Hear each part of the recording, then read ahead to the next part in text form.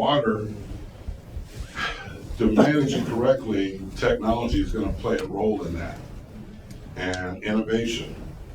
And with that technology and innovation, a new set of skills are going to be required. So it's very much a part of the California Jobs First discussion.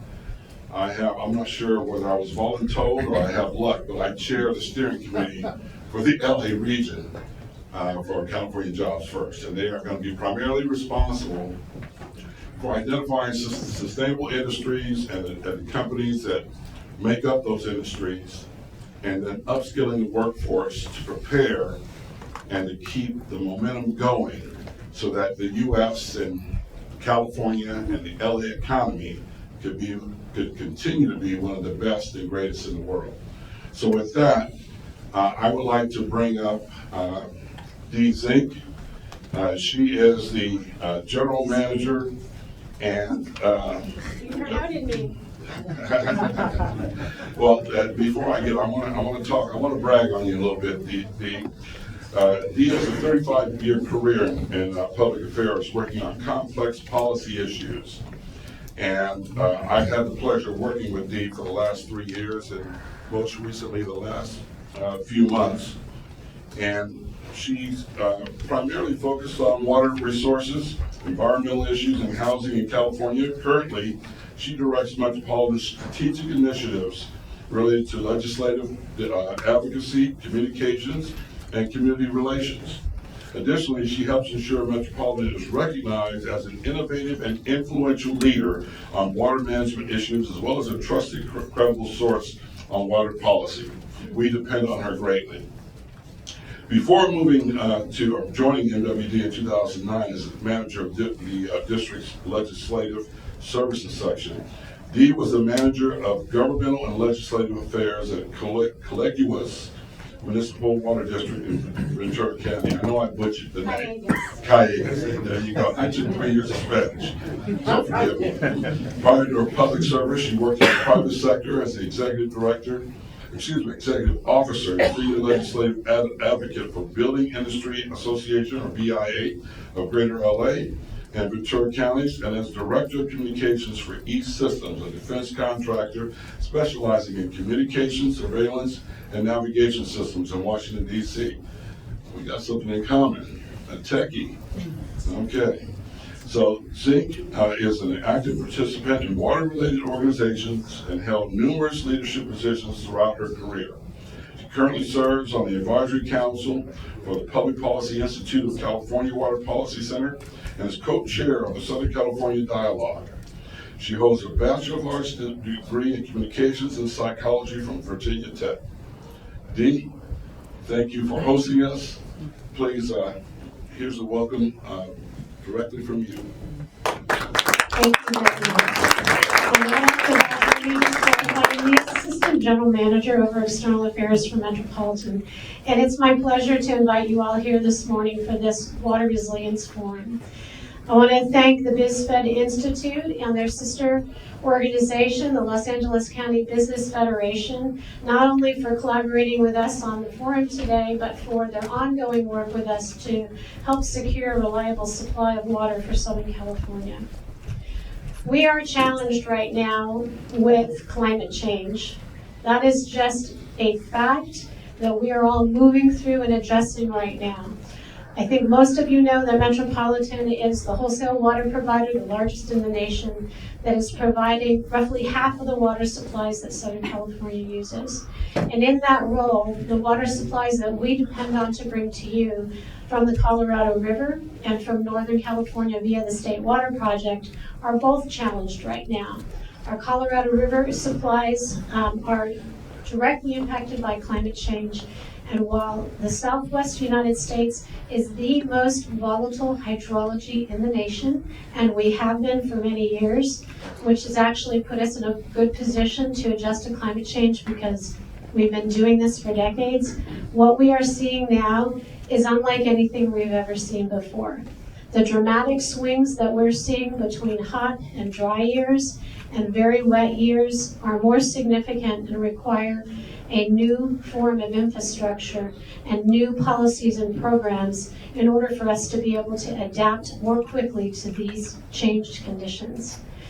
I want to say that there is a lot of work going on right now. We want you to feel secure in that, but in order to make sure that we are doing it in a thoughtful and collaborative way, Metropolitan launched the Climate Adaptation Master Plan for Water program.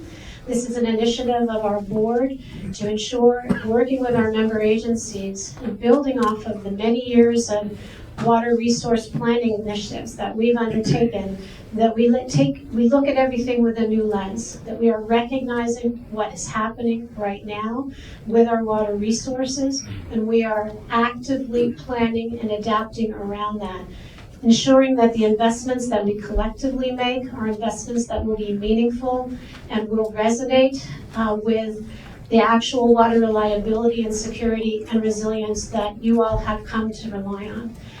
Kevin mentioned, the water supply, you turn on the tap, and what would happen if it didn't come out? Well, that is not going to happen.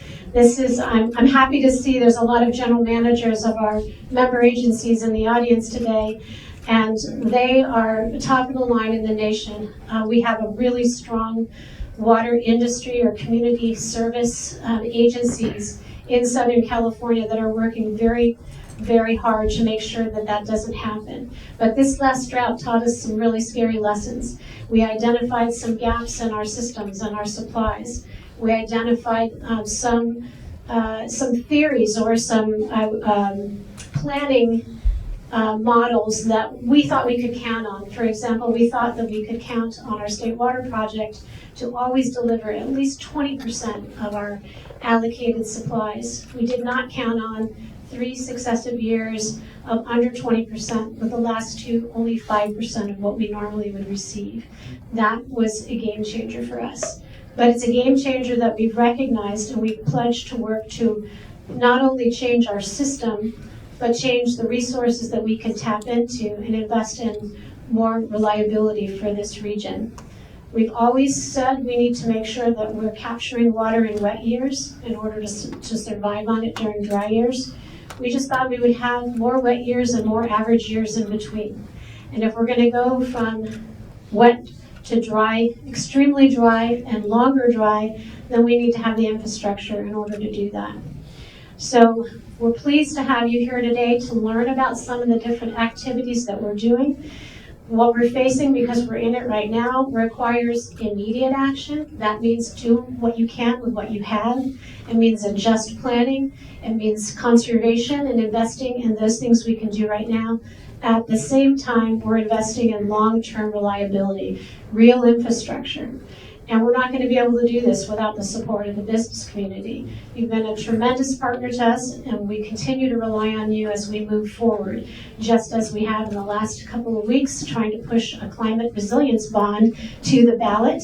We've got a few more days on this initiative to see that we can't make a difference and ensure that that has real water infrastructure incorporated into it. So, let your legislators know that this is important, because they're going to be deciding by this weekend or early next week what actually is in that package and whether it makes it to the ballot. So that's a little pitch there. I'd also just like to say that as we work together, we need to make sure that we're informed in all of our activities. We are doing everything we can to ensure that our processes here at Metropolitan are open and transparent, and you can engage, and we invite you to do that, to join our meetings, to follow us, and help us plan for the future of Southern California. And then I just want to close by saying, look, if you're not into water, your business is not going to survive. There's a line, Charlie, where are you? You gave me a great line, and I didn't say it, but I want you to say it. Get into water or get out of business. Get into water or get out of business. You're our partners, but also we know you rely on us. And so that's our effort underway right now, is to ensure that we can be that reliable resource to you. And so with that, thank you, Kevin. Thank you, Judy. All right. So is this our Our thanks to our sponsor, Segment Plane. Okay, all right. I'm getting directions from my boss here. Okay, folks, so next, what we do with every forum is we conduct a flash poll. The participants are typically all of you and then folks in the greater business community. We had a pretty good response this year. So I'm going to bring up Bill Stevens. Bill is the CEO and president of Employers Group and Everything HR. He's been our faithful trooper in orchestrating and putting this poll together, interpreting the answers, and then he's going to share some insightful information with you about what you think is the current state of water in our community and pretty much throughout California. So Bill, we're going to have you come up now and talk about this in your presentation. And if you could give him your full undivided attention, we'd greatly appreciate it. Thank you. Wonderful, Kevin. Thank you so much, and thank you to everybody that's here today, and particularly to BizFed Institute for inviting us to these forums and the opportunity to conduct these flash polls. We really hope that this helps to set the stage. And I realized listening to Dee, we're not really setting the stage. Dee said there's so much of what we just heard about, we're going to hear about a little bit more through the results of the flash poll. So thank you for that. And a particular thank you to the 91 of you and your colleagues and your friends who participated in this poll. We really appreciate that. What I particularly liked about looking at the responses that we got is they came from a really good cross-section of industry. We had 19 identified industries represented in this. So we know that we're getting not just one perspective, we're getting a perspective from those who are directly involved in this issue, some that are peripherally involved in it, and some like myself who, well, we have a vested interest in water because we're human beings, we kind of have to rely on it. So thank you all for that, we really do appreciate it. Just a couple of quick summary points in terms of what we found through this poll. First of all, planning. We heard about it already, but planning, management, and distribution continue to be the major hurdles that we're dealing with.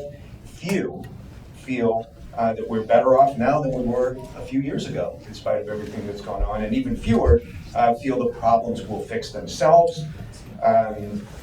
Effective planning with a stronger focus on infrastructure will be the most significant determiner for future success or failure. Climate change, again, climate change really showed up a lot in this poll. Climate change is increasingly recognized as having significant impact on our water supply and resiliency.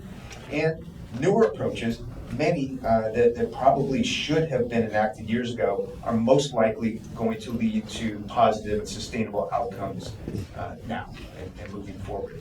So the first question that we asked about, well, for those of us who love cliches, failing to plan, the rest is planning to fail. And this is a question, the question that we asked here was, when I think of the current water supply issues, the first thing that comes to mind. So we gave you some choices, you pick one of those that is the first thing that comes to mind. And overwhelmingly, the first thing that comes to mind is there should have been more effective plans in place by now.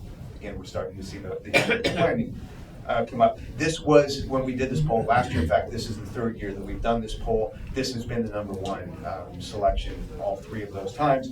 This year we had 49% picking that as their reason for it. That's down from 68% last year, and in contrast to that, it is a problem directly related to climate change, increased from 15% to 21% this year. So we're starting to see the focus on climate change and the recognition of climate change as an issue.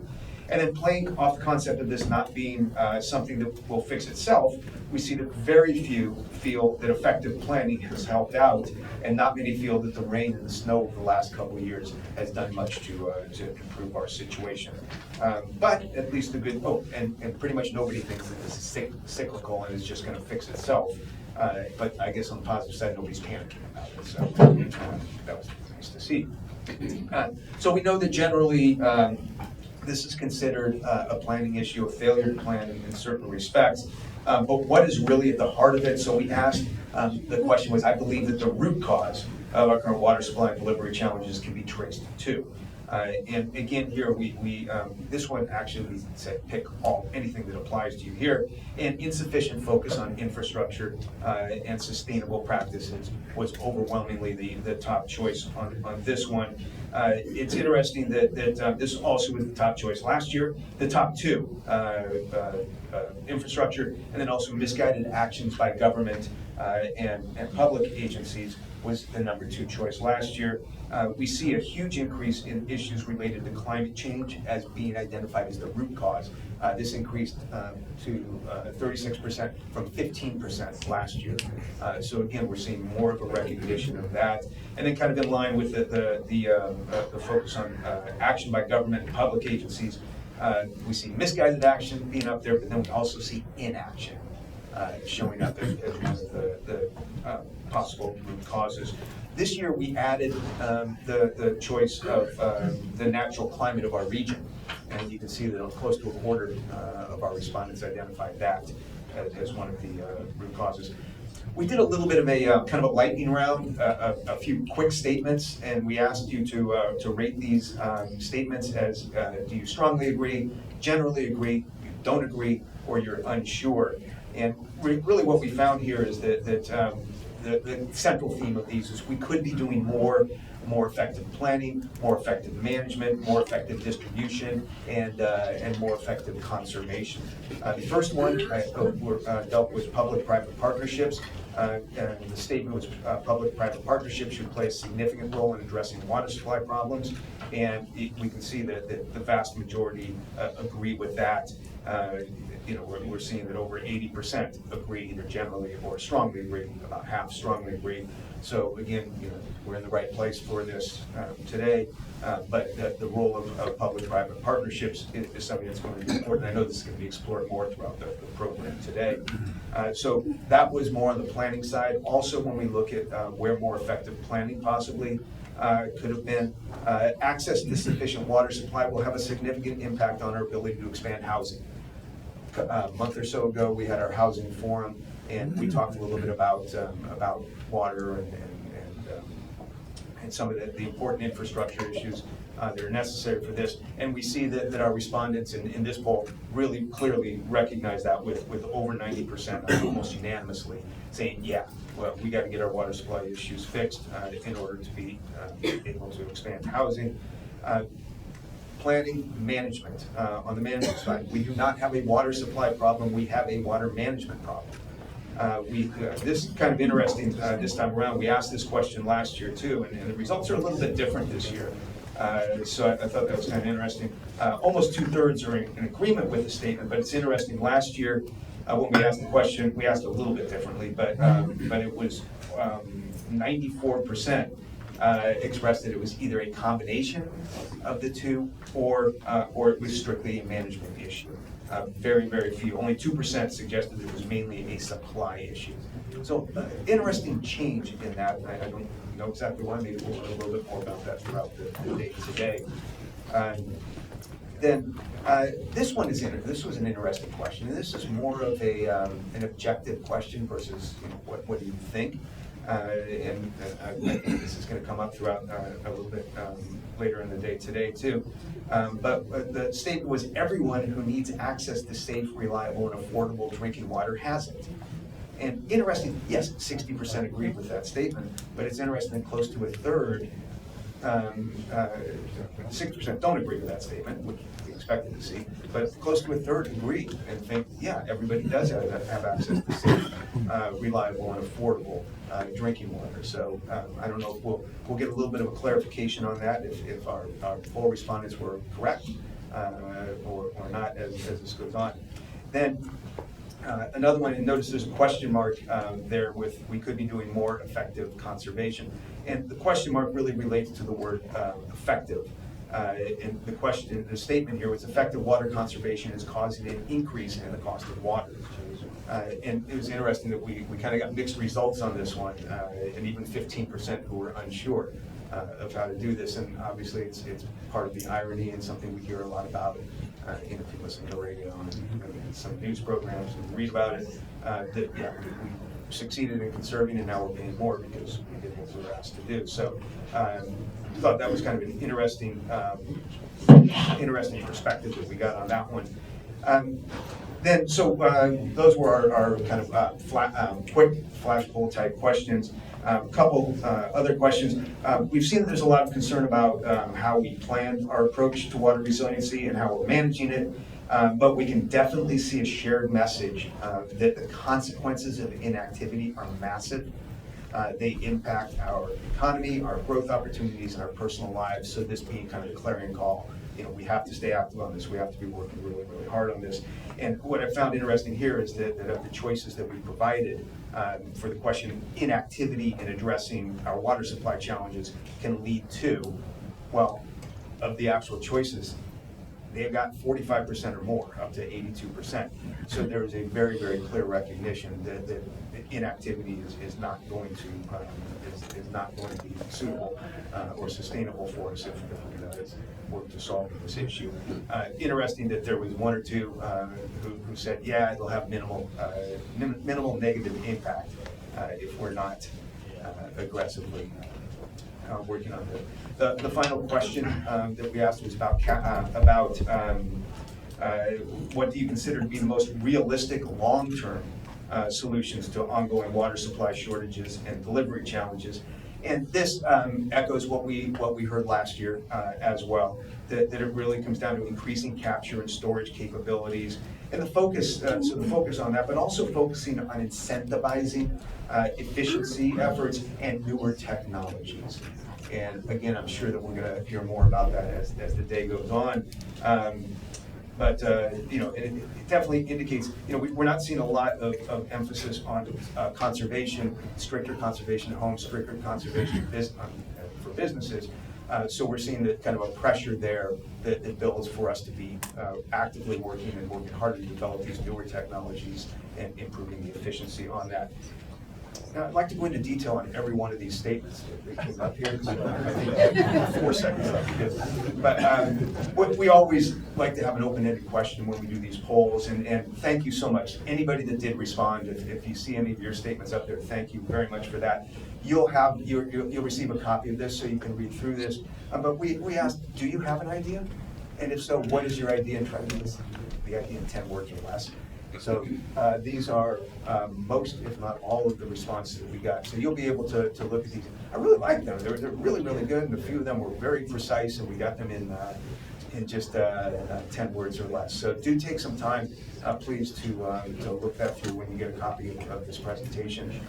Thank you so much again to BizFed Institute, Kevin Blaine, for all your support on this and all your participation with it, to the sponsors. It's always a pleasure to be here. So thank you.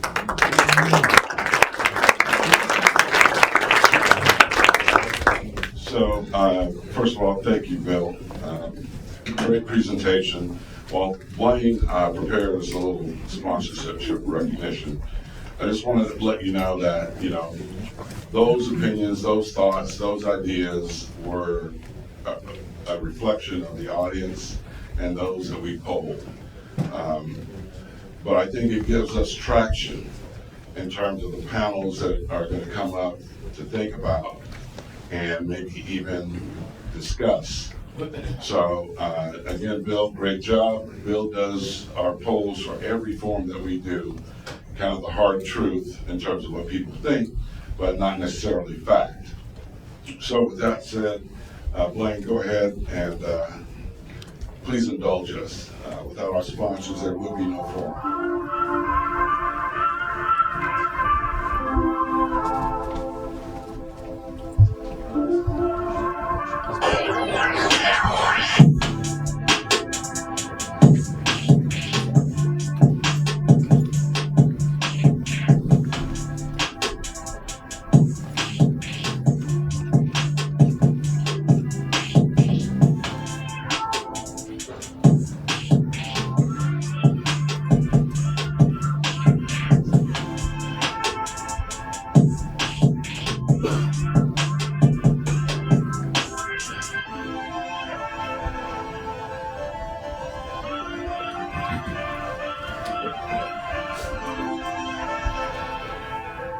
Let's give our sponsors a hand.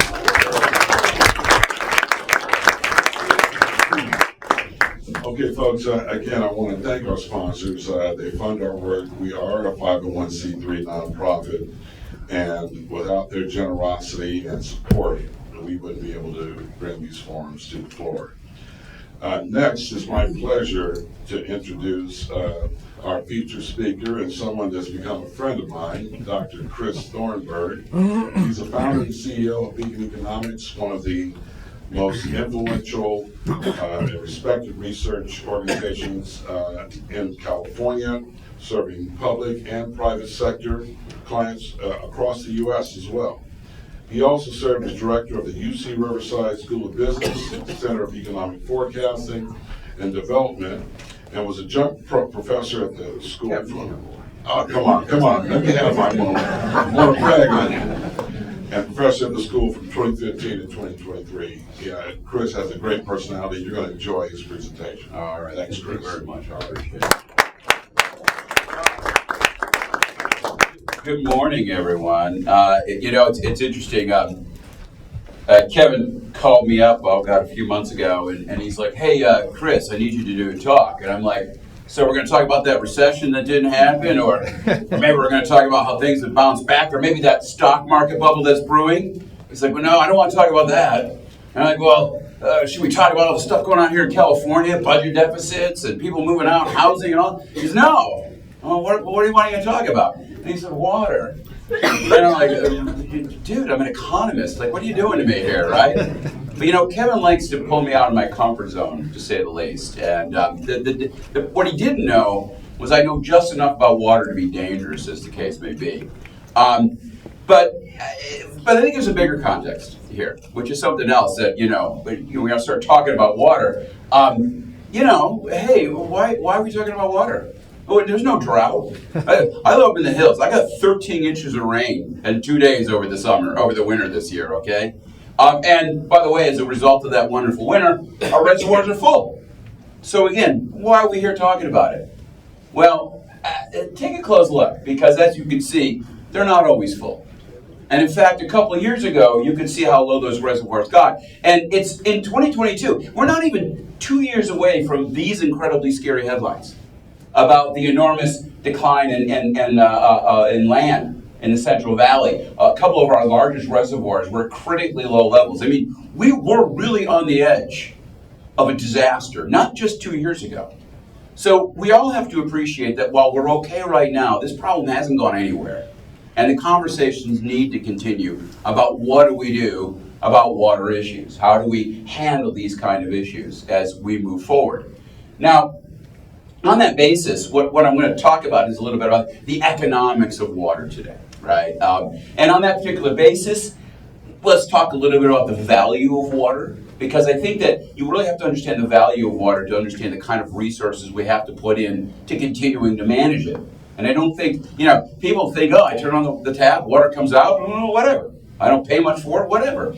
But in fact, well, maybe at the marginal level, it's not that pricey. From an overall value perspective, obviously water is the most important resource we have around us. Of course, we have to think about where California is from a current situation, how the world has changed over the last 20 or 30 years, and how the state has to continue to adapt to how it deals with the scarcity of this incredibly important resource. And on that particular basis, my experience, if you will, with water comes from some work I did on the Delta Tunnel, over a decade ago. In fact, a couple of the slides I'm using today are stuff I pulled out of a presentation I did a decade ago. Some of the numbers are probably off, but the conversations are still relevant. And it's also instructional to think that 10 years later, we still haven't started the damn tunnels. So we're going to talk a little bit about that as well, as the case may be. And then, of course, I want to follow up with some basic thoughts, some high-level conversations. Look, there are a lot of water experts in the world today. I come at this from an economic perspective, and I'm going to give you a little call to action from an economist point of view, rather than maybe an environmentalist, a conservationist, or perhaps even a water specialist. And by the way, as I go through this, I want to be perfectly clear. A lot of the knowledge, a lot of the information in this document is not stuff I've collected over the years. It's stuff, rather, that I have gotten from other researchers. And by the way, if you really want to know water, and I'm sure most of you probably know this, but Ellen Hannock at the PPIC A lot of the stuff is from her. She has been studying this issue for well over 2 decades. There is nobody more knowledgeable about water issues in the state of California than her, and I would always recommend that you would go to the PPIC website, take a look at her information, because again, anything and everything about water you need to know in California, she's the person to reach out to or look at some of her publications. By the way, I also see some people taking pictures here. I know we're going to have 5 minutes for question at the end. I should point out at the very end of this, I'll have a little QR code. You can take a picture of that and get some of this information downloaded for your own edification, as the case may be. So let's just start with a basic idea, the difference between price and value. It's interesting because there is a difference between price and value. And it's something, by the way, that economists have always noted. In fact, what's interesting about bringing this to the forefront is in economics, there's even something called the water diamond paradox. It's a common thing we teach all undergrads in economics. And the story works out this way, right? I mean, what does water cost, right? Well, I mean, if you get the fancy stuff, you get the bottled stuff, you're talking, 53 cents for about a 17-ounce bottle of water, right? That's the fancy stuff. That's the Cadillac. If you really want to slum it, you can also drink the stuff out of your sink. I know that's tragic in Southern California, right? But if you get a glass of water roughly the same size out of your sink, you're talking about 1/20th of a penny. So that's pretty cheap, as the case may be. Now, mind you, as cheap as that is, I can also tell you go 2 days without it, you're dead. Period. Maybe you'll go 3 days if you're really tough. Me, I'll last a day, right? Now let's think about, of course, the other side of it, the diamond, which runs roughly $4,000 a carat, and that doesn't even get into the setting, okay? Obviously, the difference in price here is profound. But this goes down to the basic idea. When we think about prices, you've got to think of what we're talking about here is not something that reflects value. But rather, when you talk about price, it's an equilibrium. It has to do with supply versus demand. This goes down to the water diamond paradox. And the very simple idea here, of course, is the reason the diamonds are so expensive is because they're so rare. The reason that water is so cheap is because, well, for the most part, through human history, it's been relatively abundant. The price reflects, if you will, the quantity. But with that being said, when you think about the value, well, the value is all this area underneath that demand curve. It's the whole kit and caboodle. And what that means, of course, is even though the price of diamonds is high, well, it's actually, the actual social value is relatively low, and the opposite for water. Or the easiest way of thinking of it is diamonds are pricey because they are rare.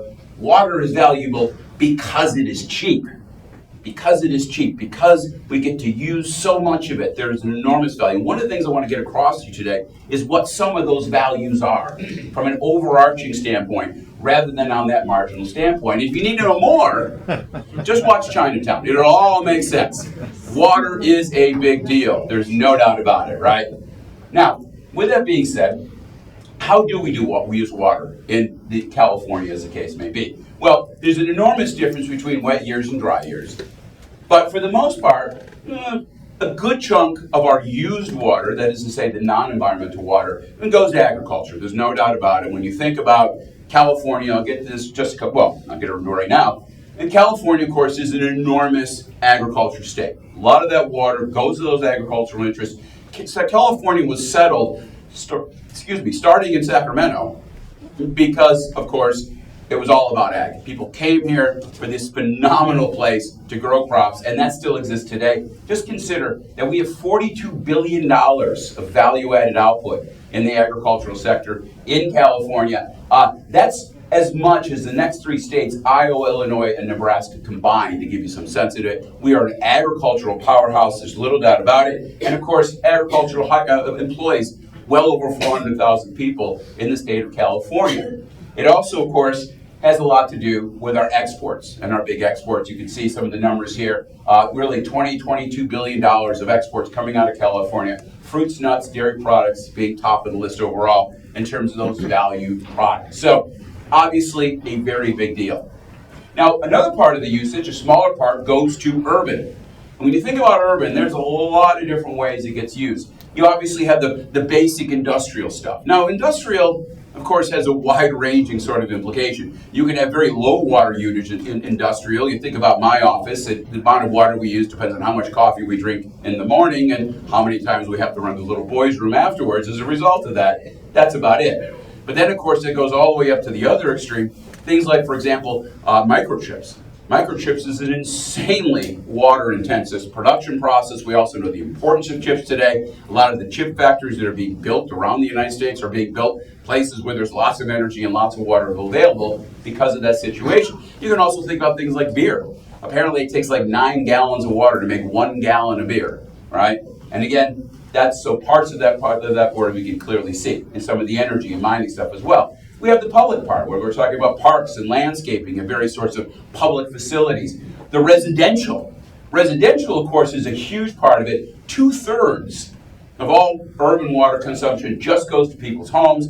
About half of that is for outdoors, half of that is for indoors, whether it's landscaping, showers, all that kind of stuff. And then, of course, you have what I call the commercial, and this is golf courses, recreation, think of the water parks, so on and so forth. So a lot of different kinds of uses. Now, one of the things to always keep in mind is you got to be very cautious about just making this, well, you're just using it to grow your lawn, it doesn't have a value.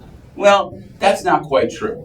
It is true it's not an output, it's not something you sell within a marketplace, but just because you're not selling it doesn't mean it doesn't have some value. In fact, economists have a neat way of using what we call elasticities, water sensitivity, to come up with the value of residential consumption. For example, all urban residential use is about 5 million acre feet per year. The average price is roughly $2,400 an acre foot. Elasticity -0.3 to 0.4. Well, using those particular numbers, I can back into the idea that the value of water consumption at the residential level is 24 to 30 billion. So it's actually larger than our agricultural value added, as the case may be. So there is a lot of value to that residential usage, even if you're not, quote unquote, buying it in a traditional sort of market sense. Always keep that in mind. Now, environmental use is probably the one that is most controversial. In fact, obviously when you're talking about water, you can feel a lot of the political intensity that goes on. And sometimes when you hear some of these sort of political meetings, you'll hear something along the lines of, you're killing agriculture because of those damn fish.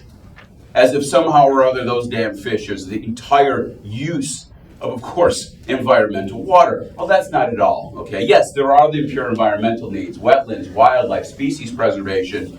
By the way, these are legal laws. It's not like something we can just avoid. These are these are responsibilities the state legally has to carry, and of course, ethically as well, as the case may be. It's also a part of our tourism industry. Whether we're talking about our ski resorts or the bass fishing that goes on in this state, this is a huge part of what we do. There's also, of course, the environmental use that has to go to navigable waterways. Yet again, another federal law. We can't just drain the Sacramento River because it's a navigable waterway. We are responsible for keeping that thing operational for boats. Boats go all the way up to Stockton, for God's sake, to drop off containers. Then, of course, there's land preservation. I hear all the time, all that water running out into the ocean. Well, some of that water has to run out in the ocean, because if it doesn't run out in the ocean, the salt water is going to go upstream. And you want to talk about an environmental disaster, we'll come back to that in just a second, talking about those 10 channel tunnels, if you ever had a big problem with a bunch of salt water went rushing up the Sacramento and the river, you would have an environmental disaster on your hand at a level that you can't even begin to fathom. So some of that water has to keep going out just to keep it from coming in, as the case may be. Very simple. And by the way, whatever is left after all that other environmental use, well, that kind of environmental use, that's what's left over to fill up the reservoirs. Because in the end, if you're going to have reservoirs, you've got to fill them up. And that, again, has to come from the excess after we're all done with, of course, the agriculture and the urban uses. Now, the other thing, of course, to consider about California is where we get our water from. It's not just how we use it, but where do we get it from? And in this front, well, it's not too complicated. You can see the issue here. Where's the water? Up there. Where do we need it? Down there. All right? So on that particular basis, yet again, you start to realize that it is not a normal water. At 53 cents a bottle, the private industries can get involved and move water around. And we see that in terms of all sorts of active producers and sales of people selling bottled water. When you put it in a piece of plastic, it's valuable enough to move around on a truck. But if it's coming out of the tap, think of that. I already told you, a glass of water is like 1/20th of a penny. I calculated this. 1 penny of water weighs about 19 pounds. So this is a very high weight product relative to the actual market value at its current supply. And what that means in those sort of circumstances is you can't use normal mechanisms. We have to use these big systems that use economies of scale to get this stuff around. And that means you can't have normal markets. You got to have government organized institutions such as the Metropolitan Water Division who could pull together massive resources to make the massive investments to move this incredibly valuable resource around. And of course, it's not just where we have it, but when we get it. I love this graph. Look at Columbus, Ohio versus San Francisco. They get water all the time. San Francisco gets it basically 6 months a year. By the way, that's true in LA, and it's true in Eureka. In other words, California has these huge water cycles, so we all get it in the north, and we primarily get it 5 months a year, and all this suggests that yes, California has had to invest in massive infrastructure projects. And there's two ways of going about doing it. One is transference, one is storage. If you're thinking about the transference, you got the two big aqueduct systems, both state and federal, but you also have, for example, the Hatch Hetchy system, you have the Los Angeles Aqueduct, you got the Colorado River Aqueduct, you got the All-American Canal, lots of big investments to move water around the state from where it is to where it's needed. This is an incredibly important system, and of course, reservoirs. Now, the big era for reservoir growth was 1940 to 1980. Huge increase. Since then, you can see we've been kind of topping out. And I noticed in that survey, there was a conversation about the idea that we need to invest more in storage. Well, I got to be honest with you. That's probably not going to happen for a couple reasons. First of all, the cost of storage has gone up tremendously. The low-hanging fruit on where you can put it, a lot of that's gone. It gets harder and harder as you build more of these things to find a site that's actually usable for this kind of situation. And we're also more and more aware of the environmental damage a lot of these kind of systems put into place. So we can't just keep going for these new big projects. We're kind of in a place where we have what we have, and we need to use what we have that much more efficiently. And so you have seen that shift, if you will. The old methods, the big systems, the canals, the dams, the reservoirs, but again, hit by cost, awareness of the environmental damage. All in all, these systems are just not part of the scene anymore. So our new strategies, and I know a lot of these strategies will be discussed on these two great panels that are coming up after me. One, of course, is reduce. That is to say conservation, getting farmers and urban users to use less water relative to what they do. Recycle. Now, recycling takes a lot of forms, and I got to tell you, probably the worst 3 words in marketing history has to be toilet to tap, okay? Probably those 3 words would do more harm to our basic efforts to promote conservation in this state than any other 3 words. But I like to just keep saying it out loud because eventually we'll get used to it. Eventually the yuck factor will go away, and we'll get over it, and we'll move on. So we need to do that. Toilet to tap. What's that? Showers to flowers. Showers to flowers, I like it. Okay, that's cute. I still like toilets to tap, though. I don't know, it's got that TTT. Of course, reinvest. You know, while we aren't going to build new reservoirs or new canals, we can do a lot with our existing infrastructure to make it more productive. This goes back to the Delta Tunnel project, which I'm going to talk about in just a second. We can take the existing infrastructure and make it better at what it does. And then last but not least, one I also want to bring up, which is more about trading. Because a big part of this is also the flexibility of moving water from where there might be a bit of an excess to where there is a bunch of need. And in the past, we've had such rigid, of course, rights for water that has made this kind of trading very difficult. And any economist would tell you that the key to an efficient allocation of any particular resource has got to be wrapped around trade, allowing people to trade from those who have a lot to those who need a lot. Trading is a critical component to being smarter about our water. Now, when you think about efficiency, there's no doubt we have done a heck of a lot of good. You can see overall use of urban agriculture in total over time. And despite the fact, of course, that California's population has been going up and up and up, you can see that overall uses of water actually peaked in the 90s and actually since then have come down. And with that being said, how do we increase efficiency even more? Well, obviously, when you think about urban rules, we're talking about reduced use showers, toilets, sinks, appliances, landscape replacement. This is cash for grass kind of situations. reinvestment in delivery infrastructure, industrial water conservation investments. On this particular front, oops, sorry, I'm getting ahead of myself here. We know, of course, a lot about the new utilities that have put into place. And these have done, I think, a tremendous amount of good, whether we're having better, of course, shower heads, better washers, better faucets, better toilets in particular, have created an enormous lift to reducing some of that overall urban consumption. There's agricultural efforts, more efficient irrigation, shift to less water-dependent crops. I think we're a little farther behind on this, but you do see us moving, again, in better directions on that particular front. And I had some stuff over there, I apologize, but over there. But the last but not least, the thing I want to talk about is this idea of grass.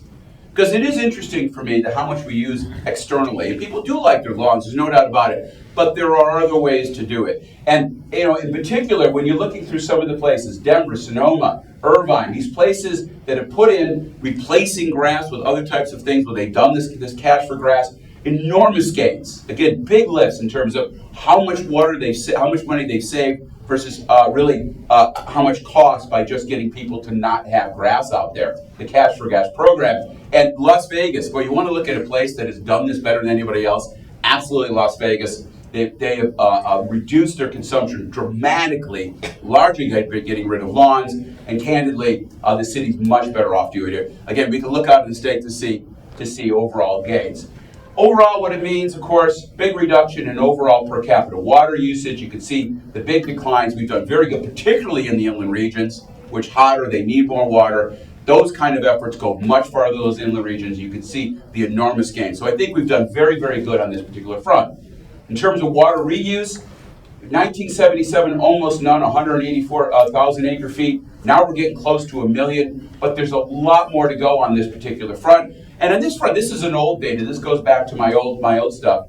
Whether it's stormwater recapture, groundwater recovery, recycling water, that's toilet to tap, desalination. There are a lot of different ways of going about doing this, to reusing the water as opposed to just cleaning it up and letting it flow out to ocean. Anything you can do to recharge, reuse again and again reduces our overall needs. Enormous potential gains, and we're really just starting to delve to all the newer technologies. Now, with all that being said, I want to spend one last minute talking about the Delta, because they are talking about it yet again. Now, the Delta, by the way, if you're wondering what this is all about, well, that's an enormous part of the water system, and water from that Delta goes into 2 aqueducts in the Central Valley that come south. This supports ag and urban, not just in the Central Valley, but actually it's the Southern Bay Area, and a big hunk of LA water comes from this water project. Obviously, an important part of the infrastructure. The Delta Tunnel, by the way, the whole point of this is right now the extraction zone from the Delta is at the south end. And by pulling it from the south end, you're creating all sorts of problems within, of course, the Delta in terms of backward water flow. The best way to do it is to move that at that point to the north and have a tunnel going underneath all that water in order to get that water to the south.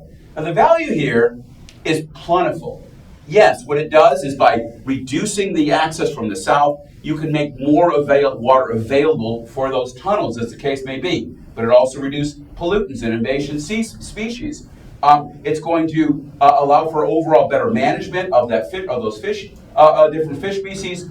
And also, what's not talked about here nearly enough is the value of these tunnels from the point of view of earthquake safety. You know, the second largest system of what the hell are they called? Levees. Thank you.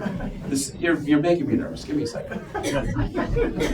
Second largest system of levees in the world is in Sacramento. Okay, and boy, if you had a major earthquake and a bunch of those levees collapsed and all that water backflowed, not only would you have that environmental disaster already mentioned, but you would also prevent any water from going into those southern access routes, and you would have a massive problem on your hand. So there's a lot of value to this system. And again, the way to think about it is how you increase deliveries overall. At $20 billion, is it worth it? Well, urban usage value of that increased capacity is $3 to $4 billion, and that it doesn't even talk about the agricultural value. So yeah, $20 billion to save $5 billion of consumption per year, that's a worthwhile investment. These things last 30 or 40 years. We have to do it. What's amazing is we haven't done it yet. There's been all sorts of debates about it, and they're already suing it again. And this, to me, is one of the biggest frustrations I have in our state. Here we have what is clearly a good system, yet as opposed to getting on the page and getting it done, This thing has been dragging on for, I thought 10 years ago when I did this work, this was done for. A decade later, we're still trying to get it off the ground, and that is not acceptable. Last but not least, trading from where it is available to where it is needed. You can see the big increases in trades going on, and everybody does this. Cities, farms, mixed purpose, environmental uses. Trading, getting water from where you have some excess to where you need it. This, again, is an important part of our efficiency, and this means moving beyond our old-fashioned riparian water right laws. Those were wonderful for medieval England where there was lots of water. They don't work too well in our inconsistent water supply, California, arid sort of climate. More trading, again, improves efficiency. And one of the best examples of that has to be, of course, the land fouling program in the Imperial Irrigation District. Wonderful example of how this cooperation can help everybody, because those farmers rely on that money they're getting for fouling their land, and of course, places like San Diego and the MWD rely on the extra resources they can get in times of need from those particular farmers. It is win-win. No one loses in this particular place.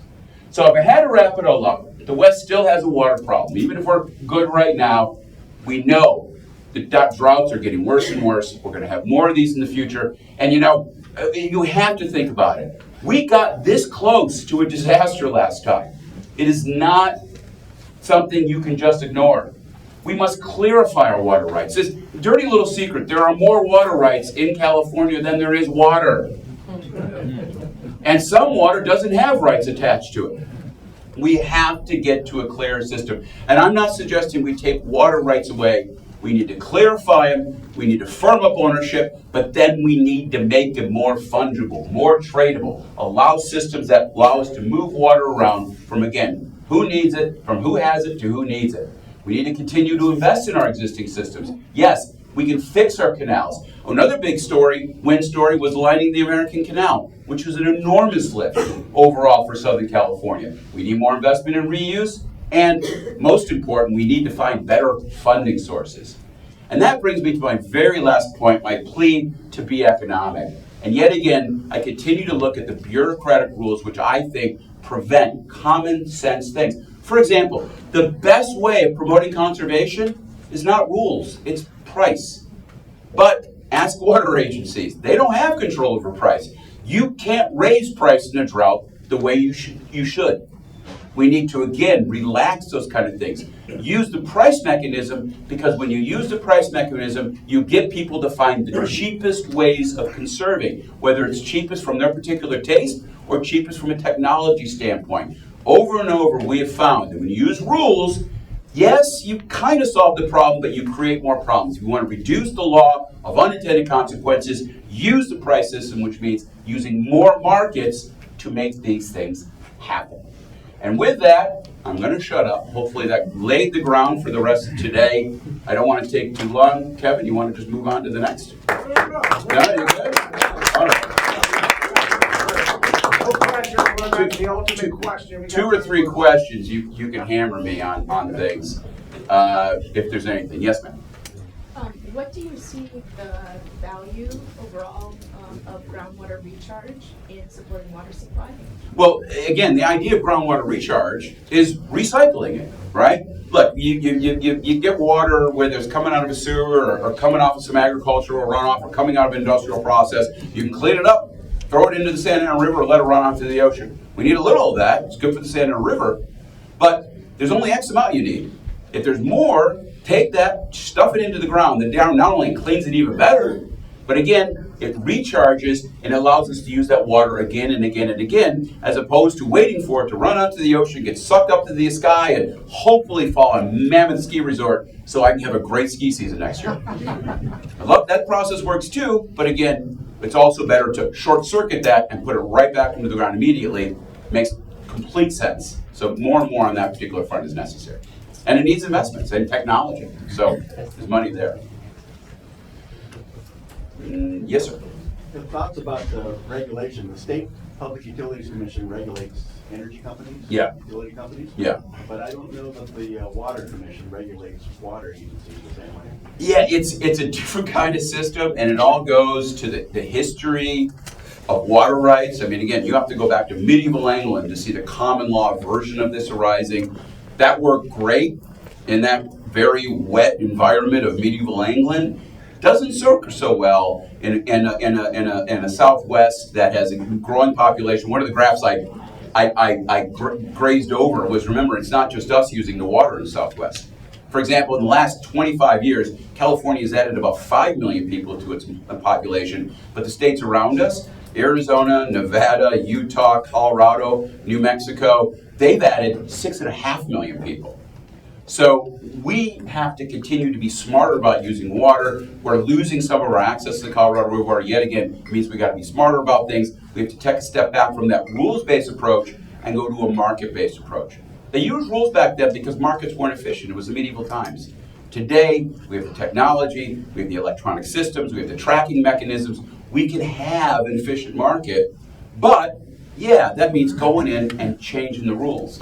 And here's the biggest problem of all. No matter how you think about it, what happens in today's world is you have, well, the political partisanship that dominates, if you will, our elections has sunk into these basic debates. And you hear these kind of things like, food equals water. You take one drop away from farmers and people will starve. Or you will pry my sod from my cold, dead hand. Well, no, we need to stop the lines in the sand. There are ways of making everybody happy if we allow for that sort of flexibility. Allow for the trading. Everybody can win. That's what markets are about. It's win-win. So let's take a step back from that kind of what I would call over-the-top, dramatic conversation. Go back to the idea that we can do better, make our place a much better economy, and have plenty of water for every type of use if we're all just a little smarter about how we compromise over these issues. And with that, thank you very much, Kevin. Thank you for having me here today.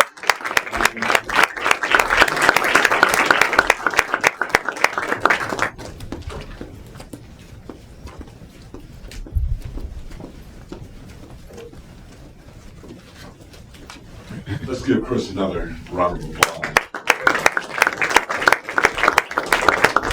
Okay, just in case you're wondering, we're going to have a key takeaways email come out within a week or so after this.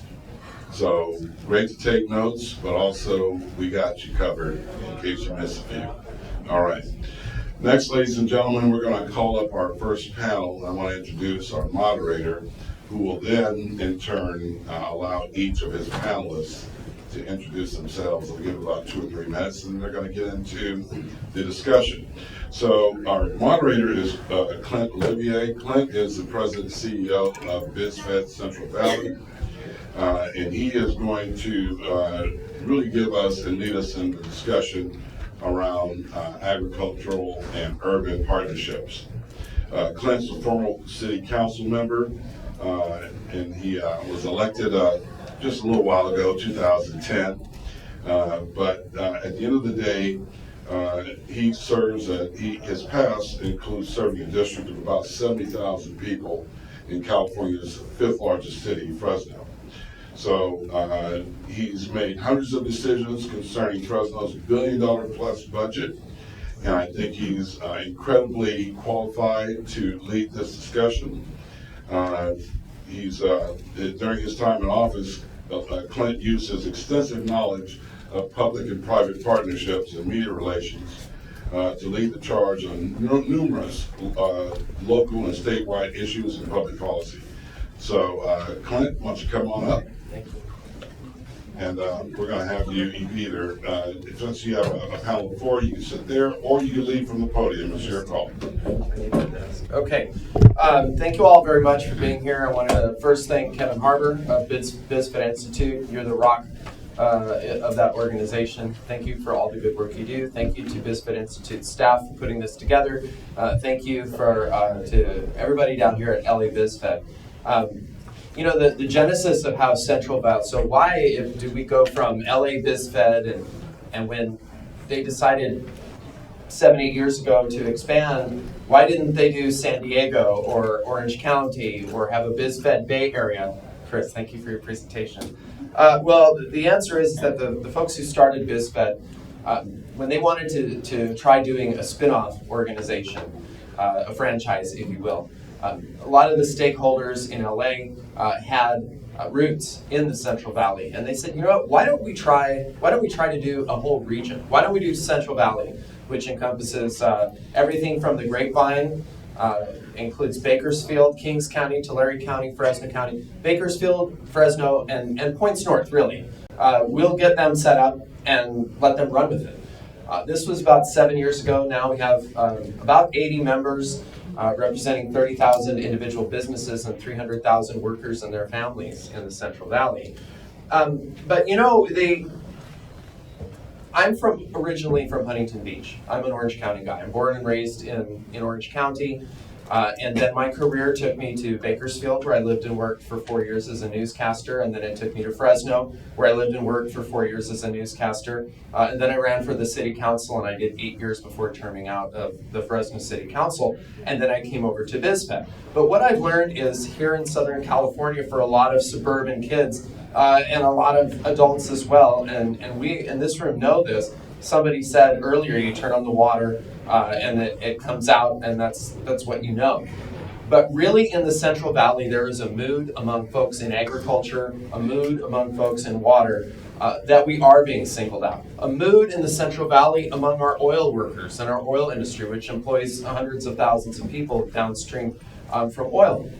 Folks in the Central Valley, it could be a different state, folks, and I know you've all traveled there, and I know that you've all enjoyed Central Valley hospitality, and you're aware of it, but we really could be a different state. And before I get to the panel, and I'm wrapping it up, but I wanted to let you know that the folks in the Central Valley, the business community, the folks who rely on the legislators from Southern California and also Northern California to make good decisions and make good public policy, feel singled out and feel a bit persecuted in terms of water, in terms of energy. Lots of regulations that affect the way we live in the Central Valley come from legislators who don't come to the Central Valley. And we do have a farmer who brought President Obama to the Valley to show him.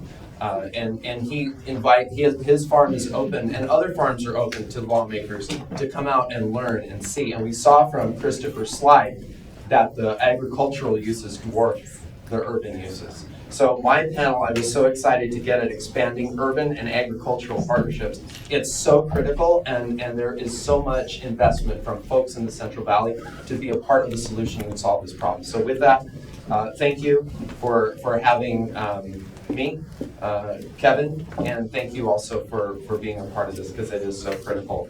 What I want to do is bring our panelists up. Let's go ahead and give them a round of applause while they come up here. I think I will sit down with them. We have Nina Hawk, the chief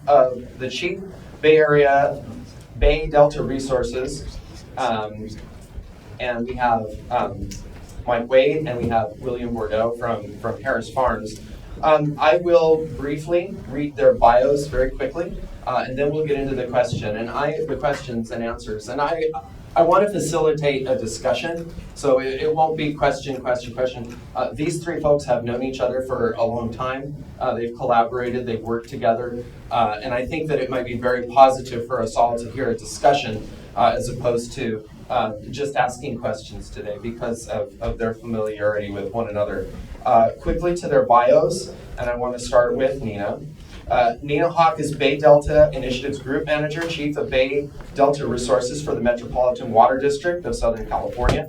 In this role, she's responsible for managing the development and implementation of Metropolitan's Bay Delta strategy, including the Bay Delta Incentives Program.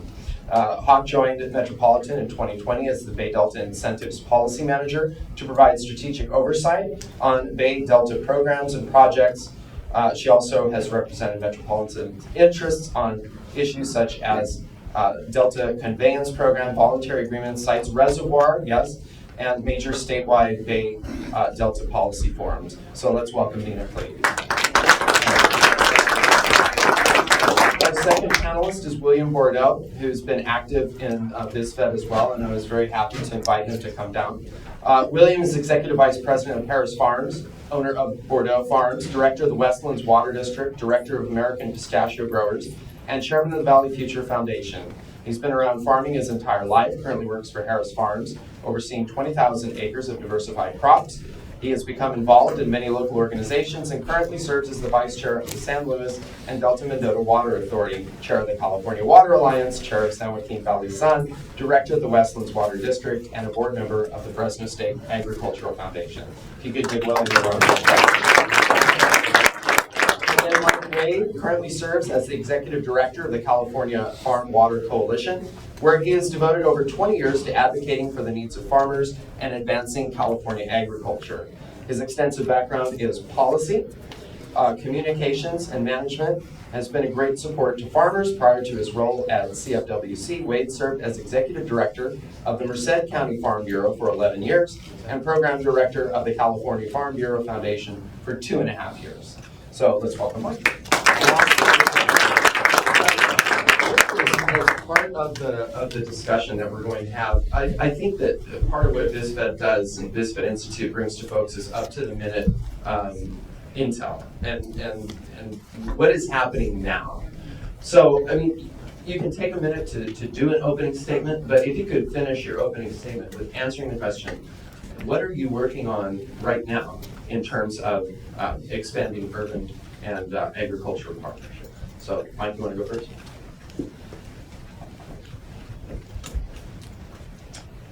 Well, thank you, everyone, and thank you to our sponsors today. It is a pleasure to be in Southern California to talk about water issues.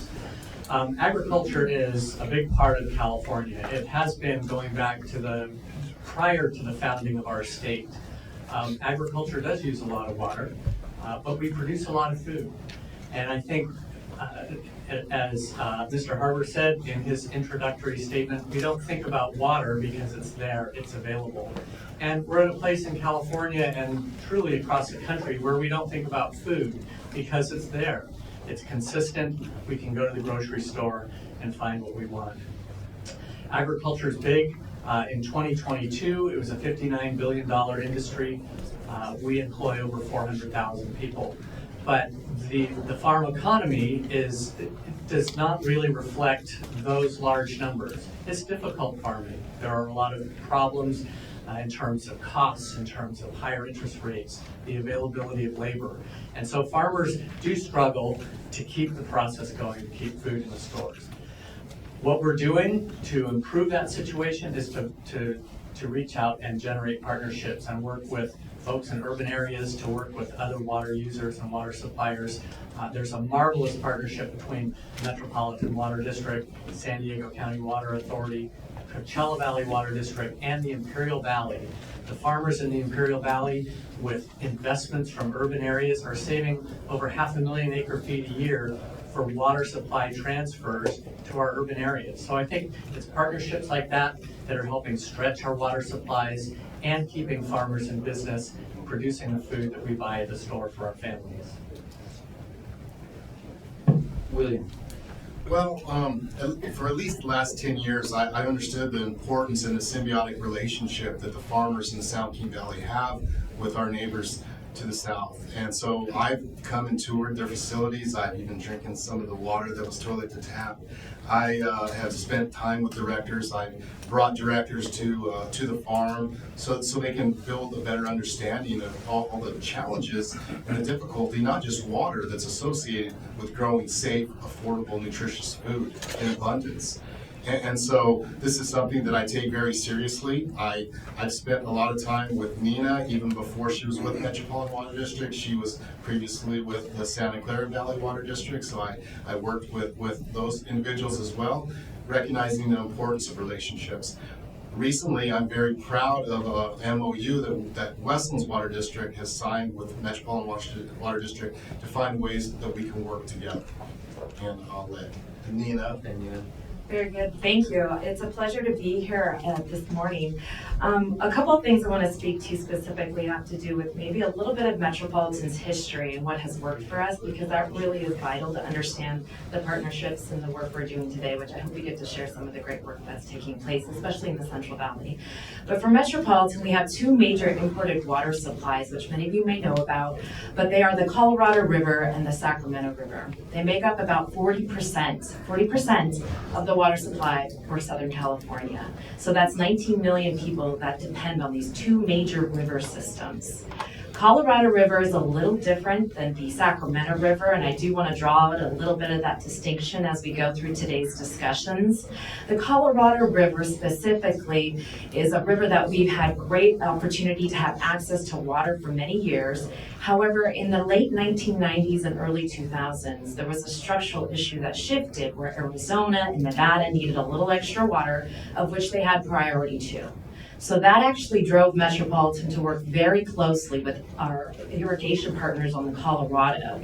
So we have a handful of partnerships that were struck during that era out of a very important agreement known as the QSA, our Quantification and Settlement Agreement. And it includes two major things, transfers and fallowing.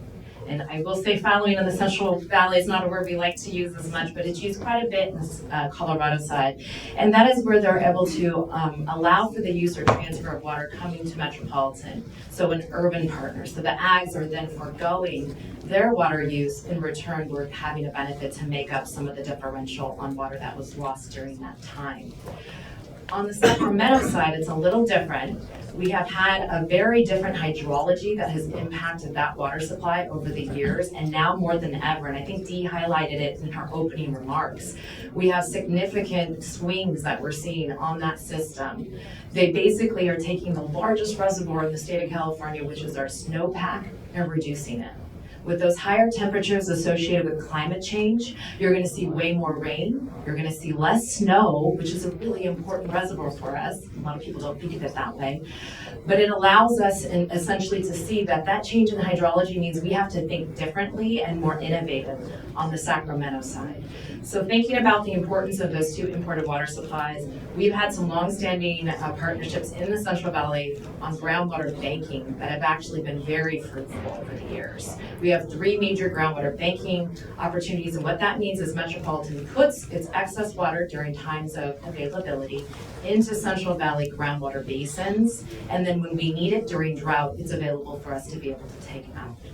So I'll pause there and just say, leave a little space for the conversation today about some of the latest and greatest things we're doing, but I wanted to at least just set that stage for further conversation.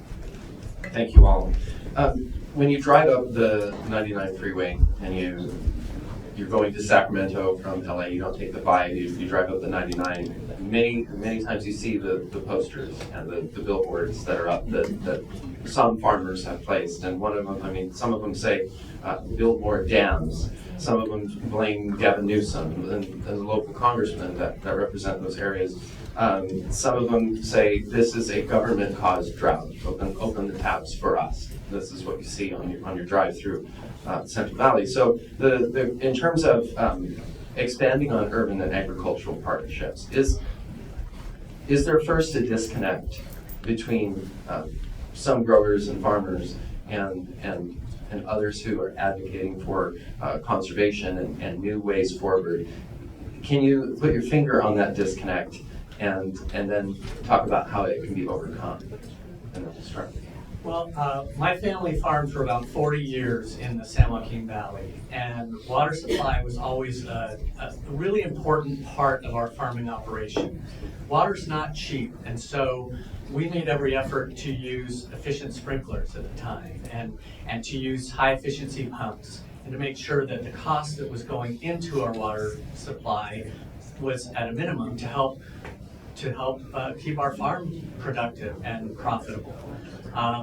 Some of the things that we see those signs up and down Highway 99, and it's a reflection of the frustration I think that a lot of farmers feel in agriculture. And in fact, a lot of them use the F word, and that's fallowing.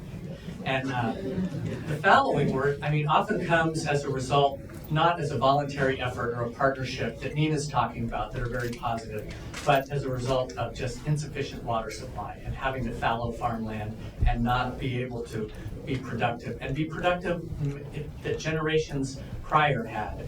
And so we're some of the folks that have signs along Highway 99, but we've been positive since our organization was founded in 1989. And our signs are the food grows where water flows and farm water feeds the nation. And I think we could add signs about partnerships with our urban friends that are helping agriculture be more efficient and helping spread our water supply to a broader a broader population. Thank you. William, same question. Do you identify a disconnect, and how can it be overcome? Well, I think it's more important to look at the things that we can agree on, not focus on what we disagree on.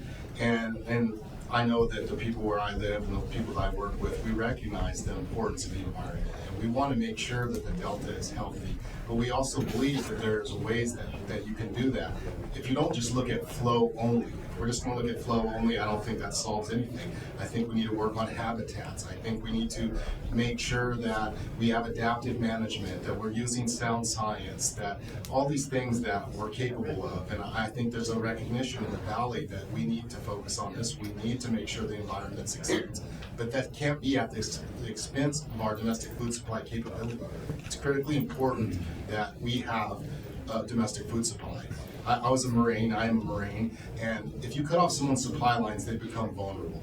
And if we have to rely on foreign countries for our necessities, we become vulnerable. And it's not just having the capability to do it, you need to have the experience and the education and the capital and all those things that you need to transition on to people and make it easier to get into the business. It's very capital intensive, it's very risky to be a farmer. And we need to make sure that people want to become farmers and continue this tradition, because we have a wonderful resource in the Valley. We have the Sierra Nevadas that capture rain and snow, and then we have one of the few metropolitan Mediterranean climates in the world. And so we are highly productive. And the water district that I'm associated with, Westlands, is the largest, 600,000 acres, some of the most productive farmland in the world. It's all pressurized pipe.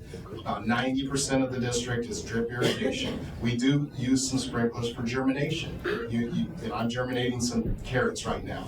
You can't use drip irrigation to get them to germinate. So you're going to use some sprinklers for a short period of time, because in 105-degree weather, it's complicated, and so you have to manage it correctly. But I think that we should focus on what we agree on and not focus on what we disagree on. I think society needs that just more in general. I firmly believe that there's a symbiotic relationship between us in the Valley and here in LA. And I know we use a lot of water on the farm, but I believe it's ultimately consumed in the metropolitan regions, and it's nutritious and it's good for you. And we do have a health crisis, and we need people to be eating more safer, nutritious, affordable food. Well, Nina, they keep saying fallowing, but I know that Metropolitan has a model that has worked. Maybe you could speak to us first about any kind of disconnect that you have seen in your capacity, not just here but before coming here, and then also talk about the fallowing. Sure. So a little bit about kind of the longevity of where we've been over the last few decades in California when it comes to water. With every drought, it's becoming more and more clear, especially due to climate change, that we are seeing our needs intensify, whether it's in the ag, regions of the Central Valley or in the urban spaces. So we have this common space, getting back to what you were saying, is finding that commonality. And as many of you know in this room, business or otherwise, interest-based negotiations is where it's at. We're not coming in and saying, let's, we need this and I need this now and so on and so forth, and these are my terms and this is how we get there. No, it's, whoa, we're in a situation and we can't do it alone anymore. We can't just, depend on our own investments. Now, do we still need to do this? Especially in Southern California, back at home, there's a number of cities and water districts that are doing wonderful things, from stormwater to recycled water to conservation. That all needs to continue. But we have a responsibility to look at, our most affordable, reliable source, which is now seen as a decline, to really examine that decline and say, how can we work together to get there? So some of the programs we've done on the past, specifically on Colorado, include very important recognitions, I would say, of how ag does business. And I'd love them to chime in as well. But one of the things we look at is the kind of crops that they're utilizing in the regions to better understand, are they water intensive crops? Are they seasonal crops? Or are they annual? Simple things like that will inform how they might be able to share in that water back to the urban. So, for example, we have two programs, one with BARD and another one with the Quachon Tribe, which is seasonal. So we see during the summertime, they don't use as much water when we need it, when we might be in a drought or when we're able to call on that water. Another example would be when we look at Palo Verde, where they have specifically more of an annual, and they have a more long-term impact because of some of the crops they have. And so what we did there was we created a community impact fund. And we acknowledged, hey, agricultural practices aren't just about the planting and what's happening on the ground, but it's also a tertiary effect, secondary and tertiary effect to their economy. It's their supply chain that gets impacted. It's their communities that don't have the jobs there, that don't have the businesses thriving, that provide the support to the economic engine that they serve. And so that community impact fund, and for that example in that program, we put in $6 million. That fund specifically allowed the local community to then take that money, reinvest it, invest business loans and community, and help kind of recharge the community base as a function of that program and an acknowledgement back to the agricultural industry. So we are excited with where we are today, not just because we've had a track record with the Central Valley and some of our groundwater banking programs, but to take those same innovative approaches and see, can we transfer some of that good ideas and thinking and work together to better understand their needs and make those complementary back to the urban space. I'd like to Please go ahead. Yeah. So just to give you an understanding of the kind of farming operation I'm involved in, so we only farm about 1/3 of our acres to permanent crops. So 2/3 of our farm can be fallowed if there's no water, or if we have a drought. But zero allocation, you can't farm with no water, and so even your trees will die. And so you need to be finding innovative ways to make sure that you're planning ahead.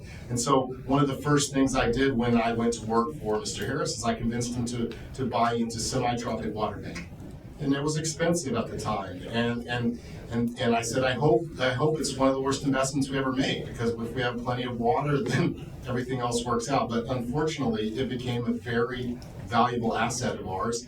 And I was one of the first individuals to figure out how to get water from semi-tropic water bank back to the farm, because it's downstream down the aqueduct. So you have to have a trading partner with somebody south of us, and we get the water in San Luis Reservoir. So that was one of the first things that I did. And then getting elected on Westlands, I still had that firm understanding that we needed to make sure that we had resources and we captured some of them when there's abundance, because we do have periods of flooding, and then we have periods of drought.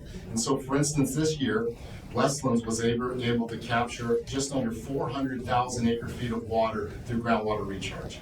And we did that in a very expedited fashion where many of the farmers weren't set up for it. For instance, on my farm, I dissed the ground, I put some windrows, I bought some used gated pipe, and I turned on the water. Luckily, my farm, and I purchased it with this in mind, that it's very sandy ground, and there's no Corcoran clay. Corcoran clay occurs in some of the valley where you can't get the water down in the deep aquifer.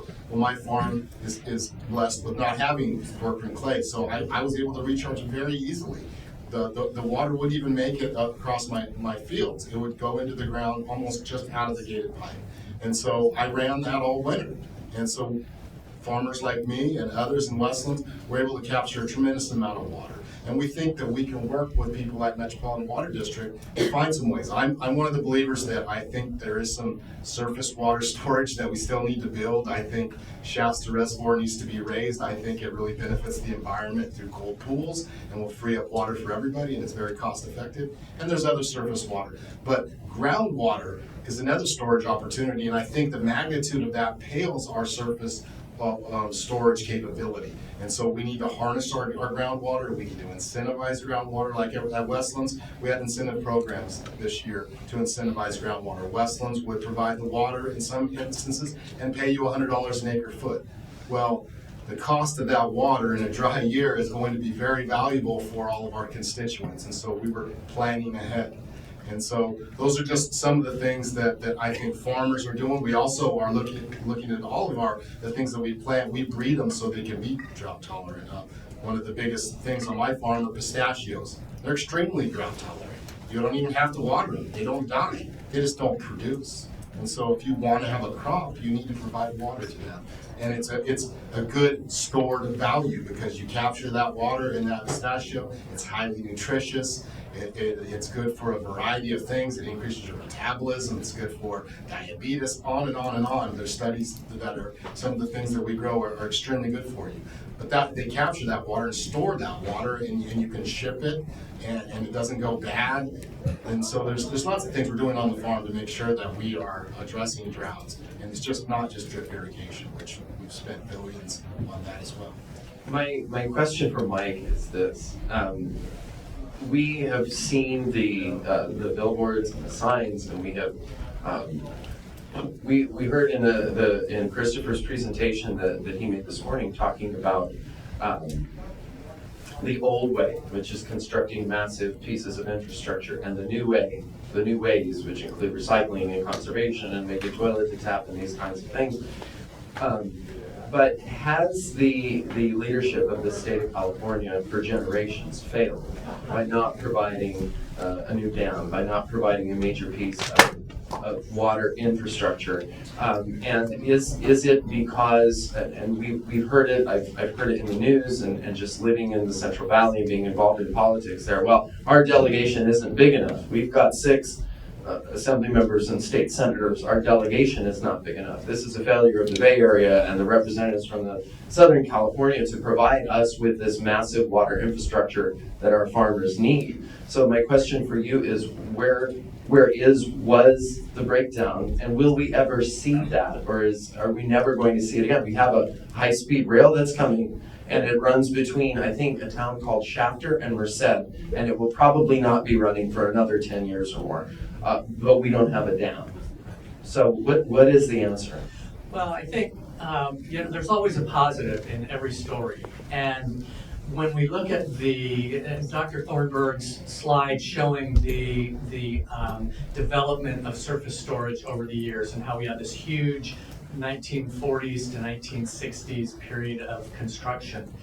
And we shifted following that, and I think it was good because we shifted to an era of conservation and recycling and finding ways to reuse water and finding ways to stretch our water supplies. So there's a benefit that came out of not continuing this effort to build additional storage. I think we're at a point now where we do need to build additional storage. Everybody from the governor on down, I think, recognizes that.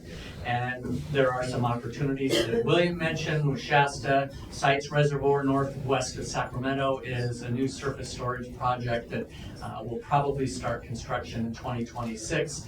That is off-stream, it's environmentally friendly, it takes advantage of stormwater in wet years and provides multiple benefits from water quality in the Delta, water supply for agriculture and urban areas, and just a benefit to being able to supply water in times and places where we need it.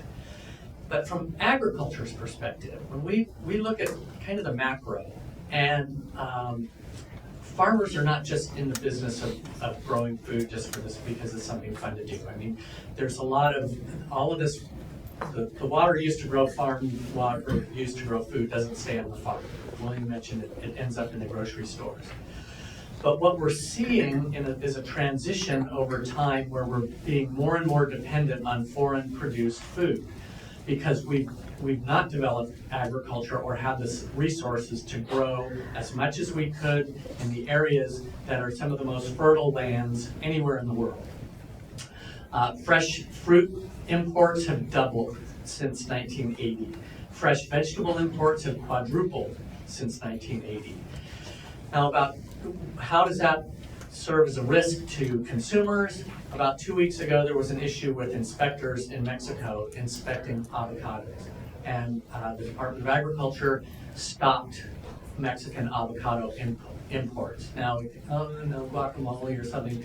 But everything that we depend on that comes from overseas has that potential risk of a supply chain disruption, of a crop failure, of political strife. And so we think, and we advocate for the resources California farmers need to grow the food under the conditions that are beneficial in California that we want, with pesticide regulations, with wage and hour laws, with all the things that often are not used in other countries. And so it's in our best interest to promote California production every time we go to the grocery store. I would add the very high food safety standards that we comply with and we believe in.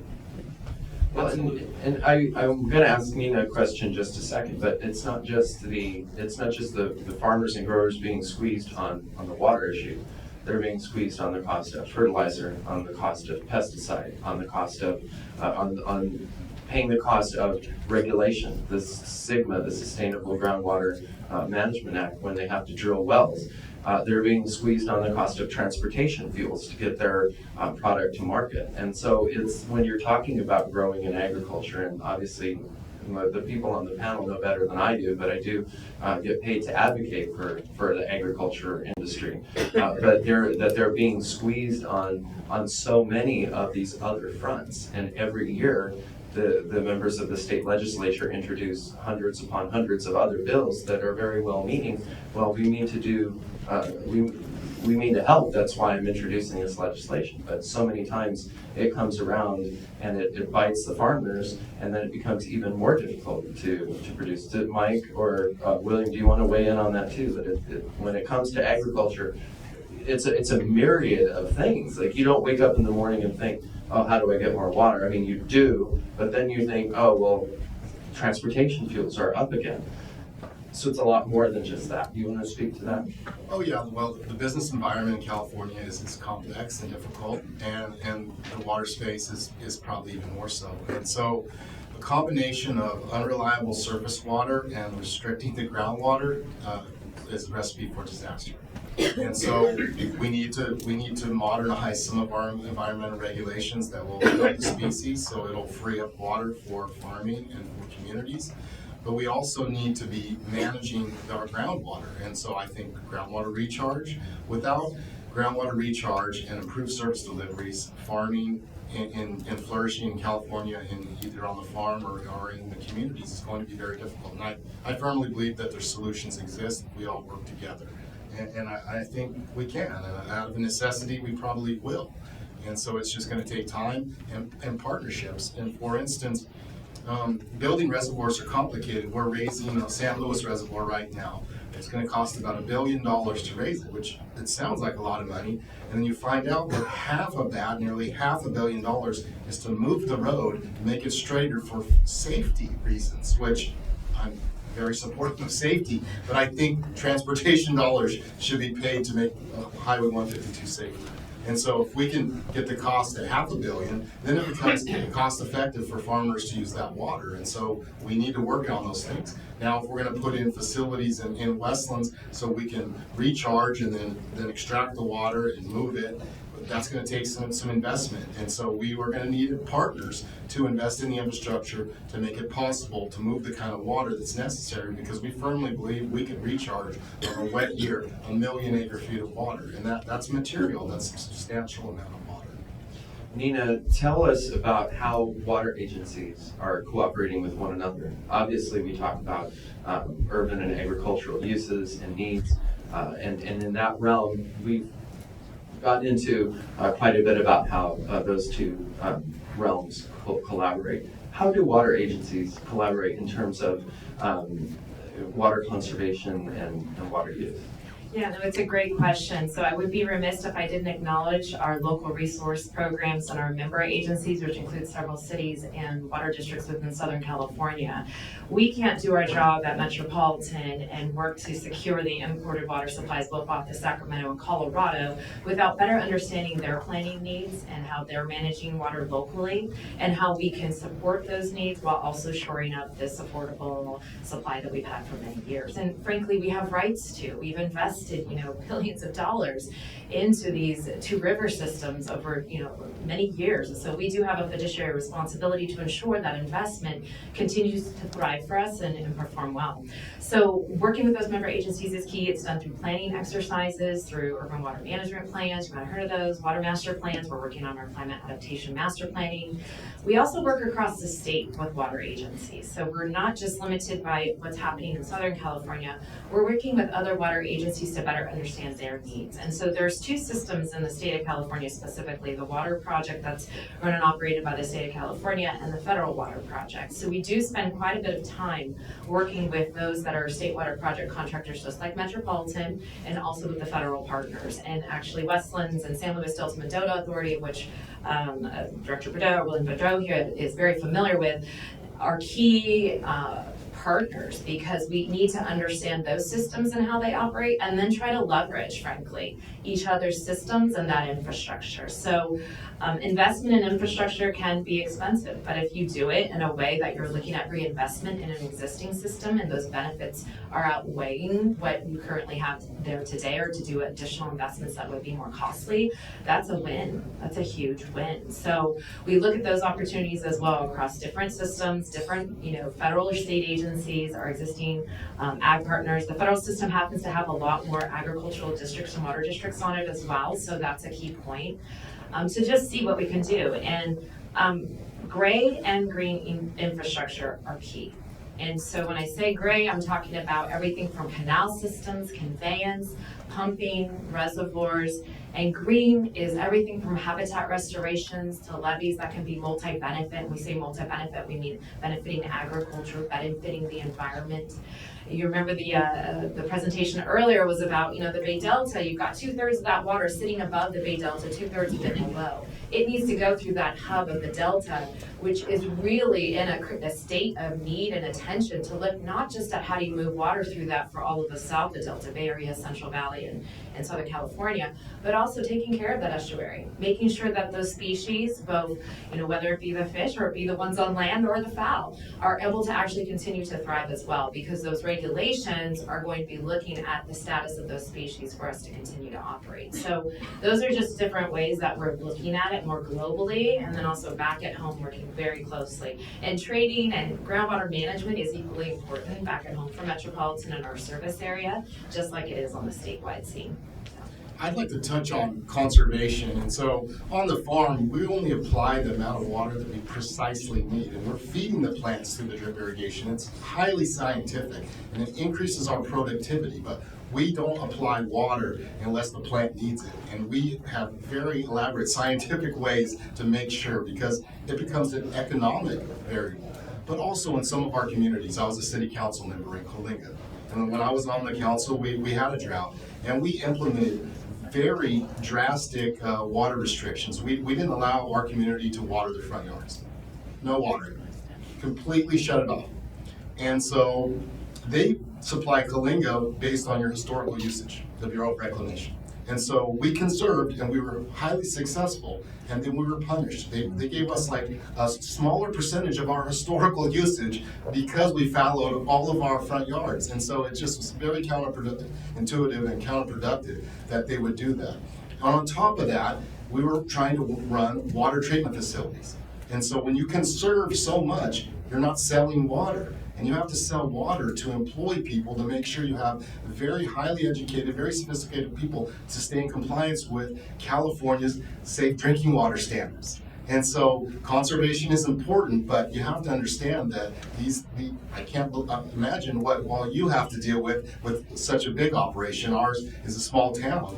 I mean, a few 10,000 people, and it was difficult to manage. And you still have to sell water to run a water district. Final few minutes, final questions for members of our panel, and then we'll go ahead and take a couple questions, or a few, or whatever, until we get all the questions answered from the audience. But really, final thoughts. Well, I guess the specific question, and I apologize for interrupting. That's okay. The specific question is, what do you want our attendees to take away? Your final thoughts, and then the one thing you want them to walk out of here with the knowledge of. Yeah, our experience with the Southern California audience is there seems to be a better understanding about our food web and the connection between farm water and our food supply than we see in other major urban areas in the state. So we're really happy about that. And we know that people here are interested in their water supply and interested in food. And just that, farmers use water to grow the food that we buy at the store. And as William has said, farmers strive to be efficient because it's a cost. It's part of the input cost. But beyond that, our organization's all about education, and I would invite you to visit our website. We set up a special page with a few fact sheets related to what I talked about today at farmwater.org/BizFed. And you can find several there, and then on our main page in our resources section. But appreciate the opportunity here, and always love coming to sunny Southern California. Thank you, Mike.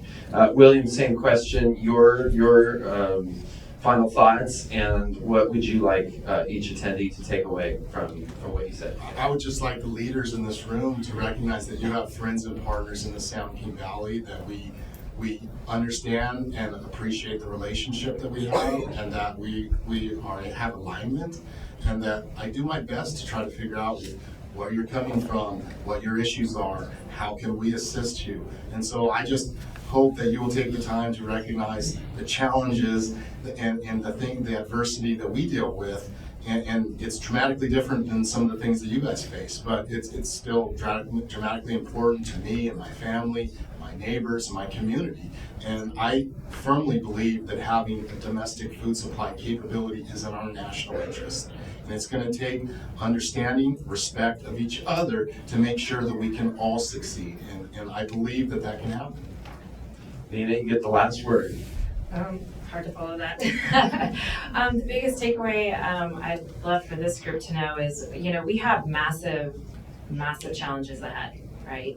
Everybody sees it in the news every day related to climate change and providing a sustainable water supply that's affordable and environmentally friendly way. We're 19 million people in Southern California. But with those massive challenges, from the water manager's perspective, working on these issues with people across the state, we have massive opportunities here. That they are not lost on us, that we have people that are sitting here today that not only have been partners historically with some of those old methods, which I do believe some of those are still incredibly important to the future, but we have a next chapter to write. We really have an opportunity to look at what we have here today, which is a solid foundation of great water management over the years, and retool it for the future with people who are willing to step up and do that with us. And so I look forward to continued support from our member agencies, our board members in the business community and others to continue those partnerships into the future. Thank you. Let's get a round of applause for our panelists. Let's take some questions. Does anyone have any questions for our panelists? Okay. So one of the things that bugs me, when we talk about endangered species, flies, whatever.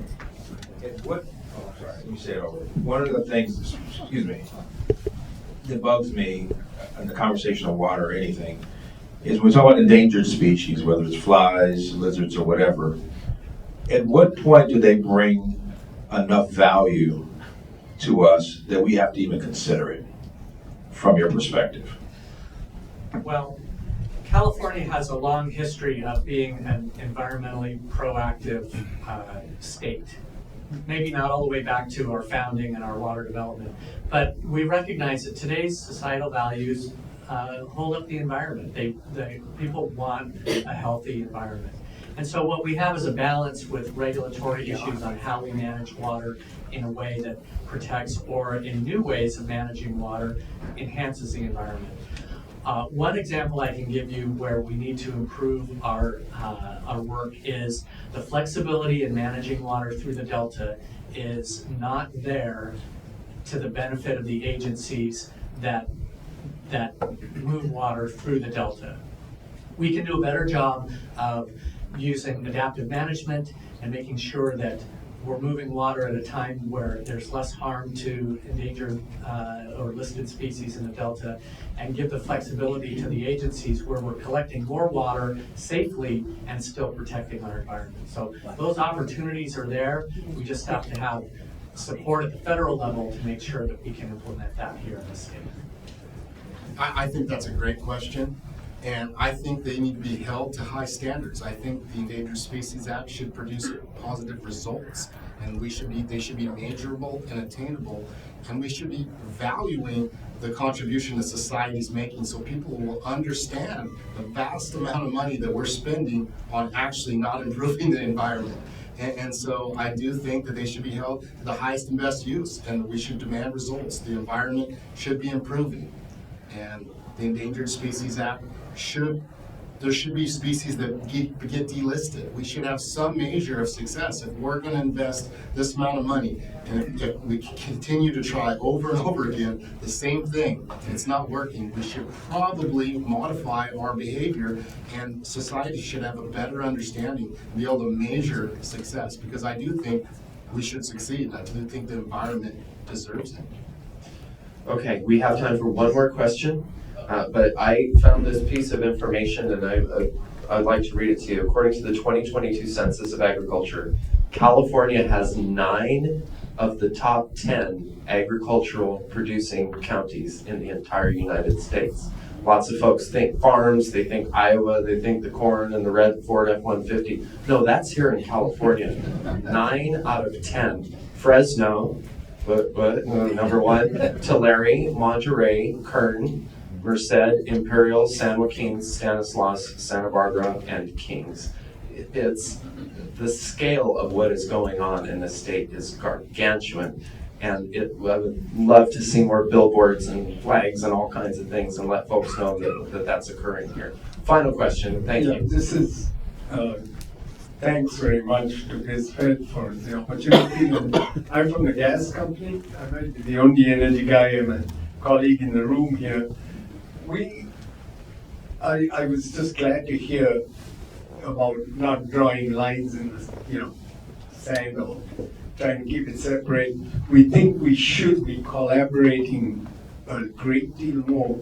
And I was just going to ask the panel that we didn't hear too much about desalination, but there is this great water source to the west of us, and energy is part of harvesting that.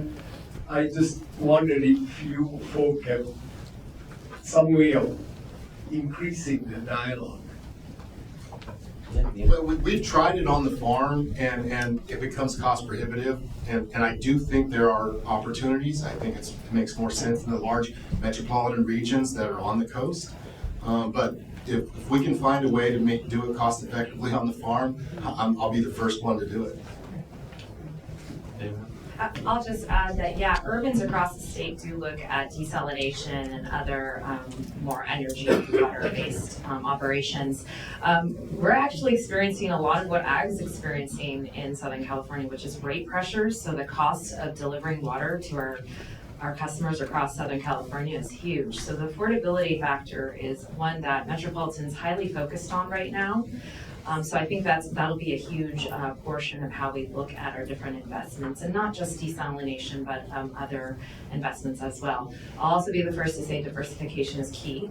When it comes to your stock and your financials, you probably have diversification. Well, for urban water users, we do the same thing. So we do like to diversify and pilot and try new technologies to see if it's going to make sense for a given region. So that is common. Okay. Nina Hawk, William Bordeaux, and Mike Wade. Thank you all very much.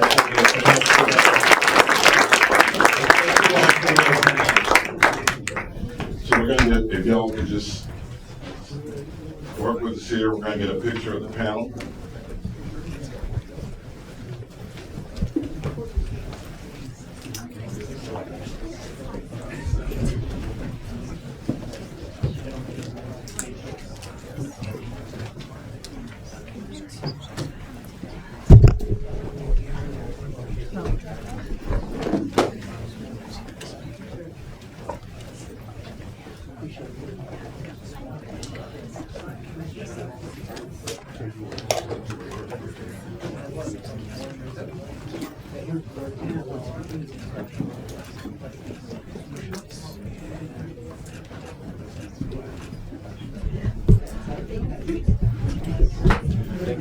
Okay, ladies and gentlemen, very important part of our program.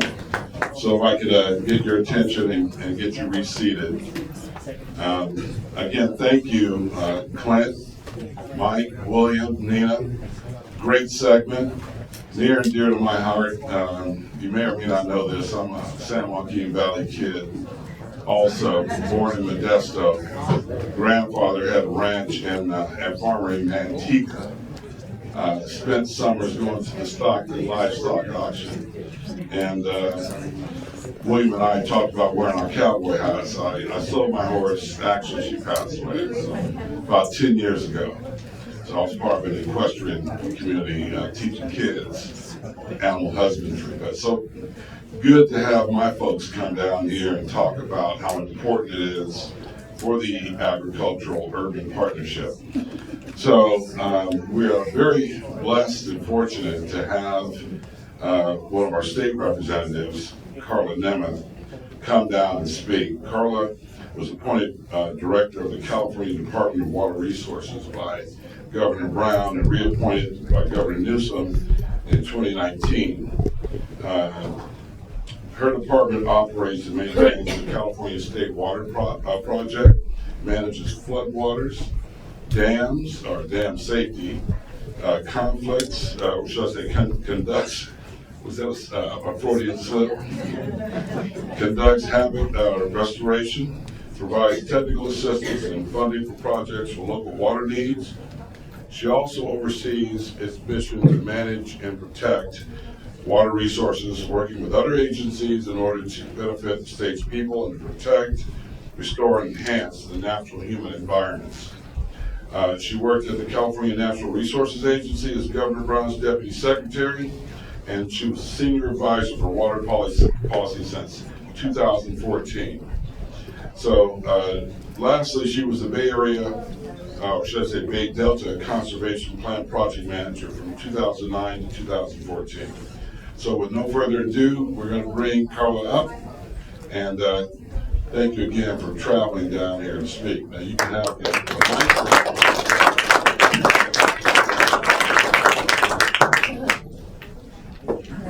Was it on? Yeah, terrific.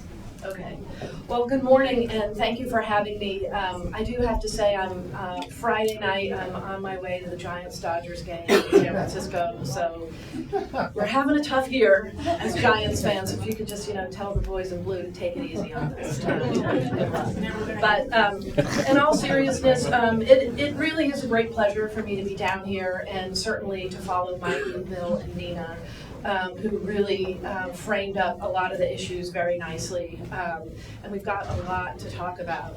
I'm also told that in an earlier presentation today, there was some conversation about the Bay Delta Conservation Plan and the Twin Tunnel Project.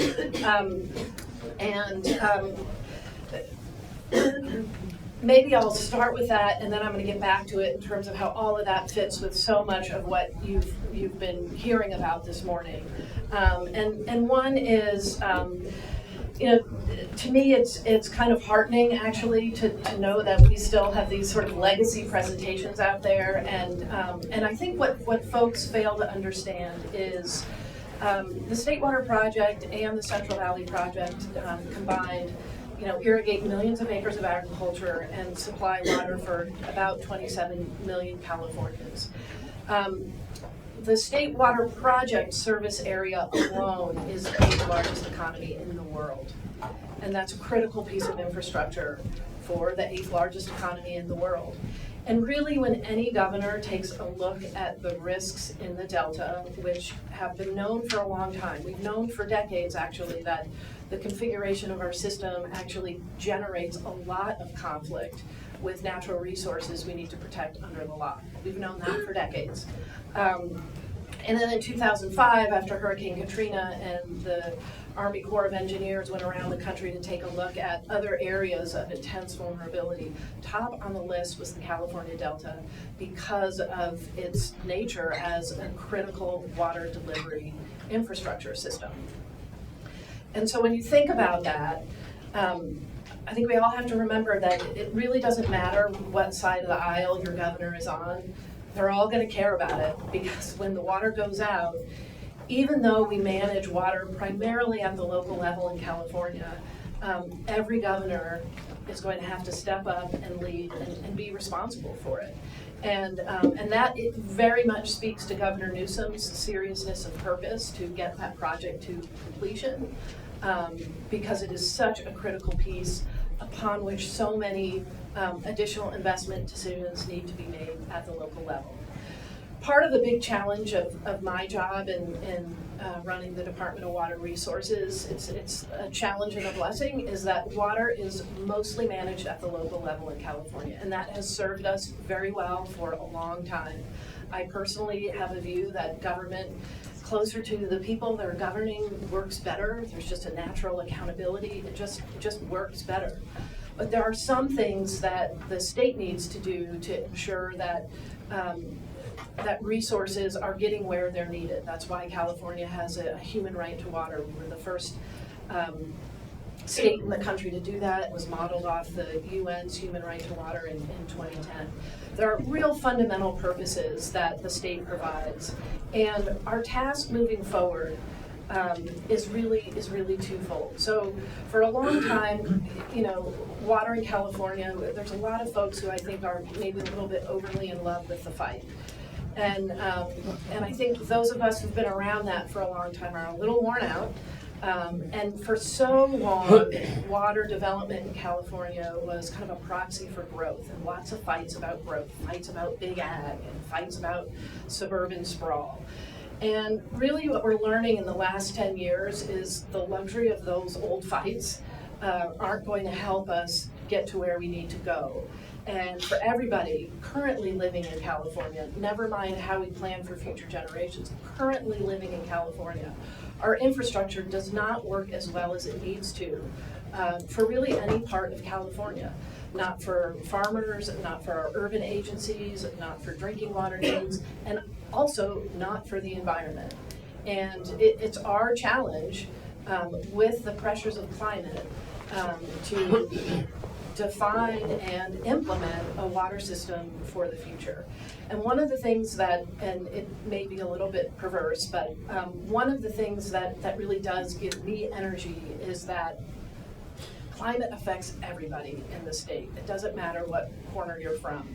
And for the first time in 2021, we had folks in the Sacramento Valley who have very senior water rights in our system, have never had a cut below 75% of their right to use water. But Mother Nature did not provide. There just wasn't enough water for all legal water users in California, really for the first time, almost irrespective of your seniority and your status. And that was just a huge, huge wake-up call, for all corners of the state, to roll up their sleeves and sort out what we need to do to help support what I call our backbone infrastructure. That is things like the Colorado River, or water that comes down from the Eastern Sierra to LA, the State Water Project, which is the facility that my department owns and operates, and then our partners in the federal government, which is the Central Valley Project. I have to say a little bit about, Hetch Hetchy in San Francisco. They live in their own world in a lot of ways, but that is backbone infrastructure for the state. We are all here in large part because folks before us had a particular vision, and it was an audacious vision about how to move water around and grow the California economy and really articulate the California dream. Now, all those societal values back then are shifting, and it's our job to understand that shift, respect the shoulders we're standing on, but also prepare ourselves for the future. And we're going to do that in multiple ways. So one of our roles as the Department of Water Resources, particularly as it relates to local water agencies, is to put out something called the California Water Plan. We just revised it in 2023. And what it very much demonstrates is we need to do things at a watershed scale in California.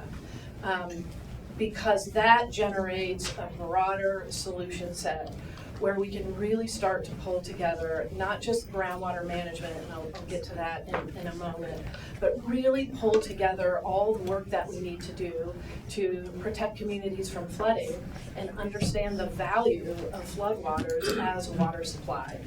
And it requires new partnerships, which in certain moments, I will say, makes me a little anxious because we've got a lot of managers in California. We've got a lot of entities that need a touch. And so to me, what's important about organizing ourselves really at the watershed scale is it's defined, and it helps us really understand the jurisdictional scope that isn't necessarily drawn by political boundaries, but is really drawn by natural boundaries and how our hydrology works in California to establish our framework for partnerships moving forward that can bring capturing flood flows, recharging groundwater basins with those flood flows, taking that water out of the groundwater bank, using it, recycling it. If you're in an urban area, stormwater capture, really rounding out that cycle. And I don't think we would be able to have the conversations we're having now, as painful as they are in lots of places in the state, in particular in the Central Valley, where there's just a lot of pressure around groundwater management and landscape scale change to those communities and those economies if we don't step up and really sort out the water challenge. But what groundwater management has done is it has focused us, I think, anew on the value of that resource. What does it mean to have healthy groundwater basins? How can we be sure that when the next drought comes, those groundwater basins have enough water in them that we can rely on them? And we are very much in a period, a flex point, where with every drought, there's increasing anxiety, because it used to be that without managing our groundwater, you could drill a deeper well, pull water out, and you would just cover yourself until the rains came. And that created some challenges that became too heavy to bear across the board. It creates challenges to land subsidence that's disruptive of infrastructure, including water conveyance infrastructure.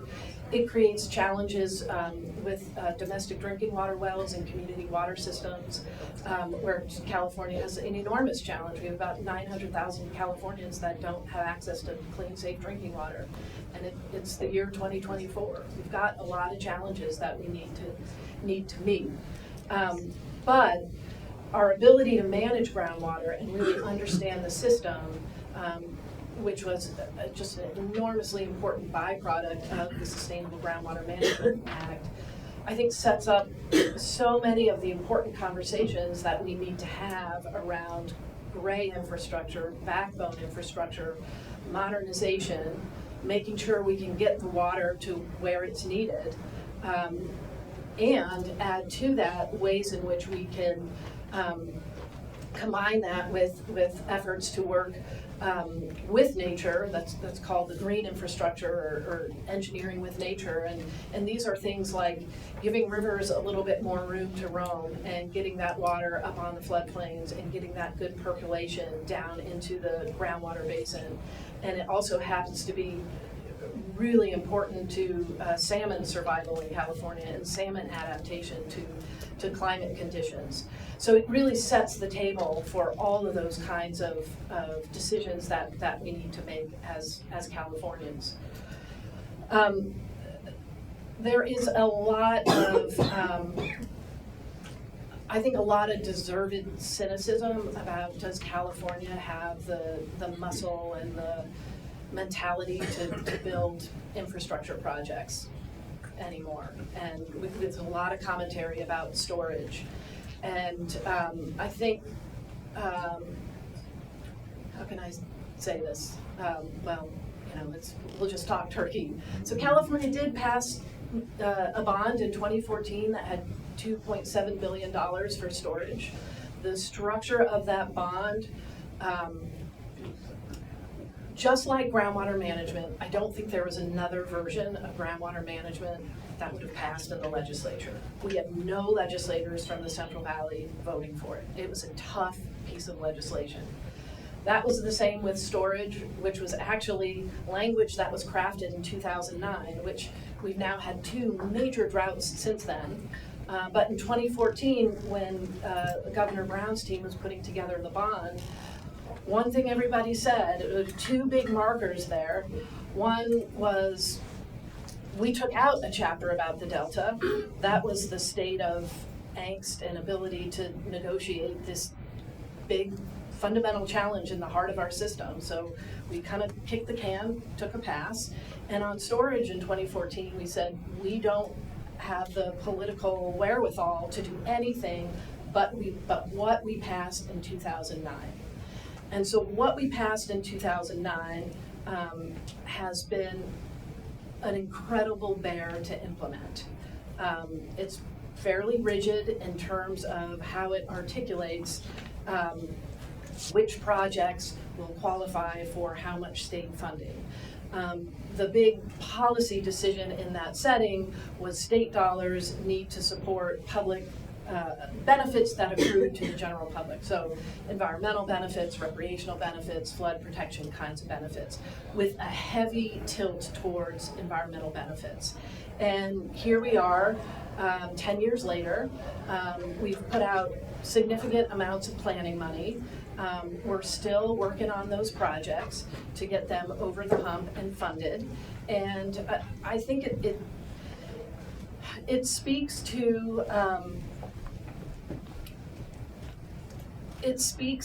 I would say, a broad transition that we didn't fully realize in 2009 because we hadn't had the punishing droughts of 15, 16, and then 2021, where we just had an ethos of,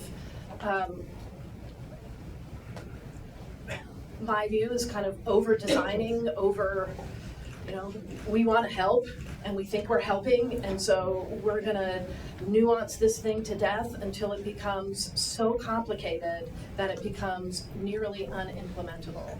And that's a failure. That's a failure for Californians who now, when we went into the 2020 and 2021 drought, the big question from Newsom was, well, what's different from the drought we just had a few years ago? And one of our decisions was we have got to start doing things in the way that we manage drought that can help us through emergency orders, then translate into legislation.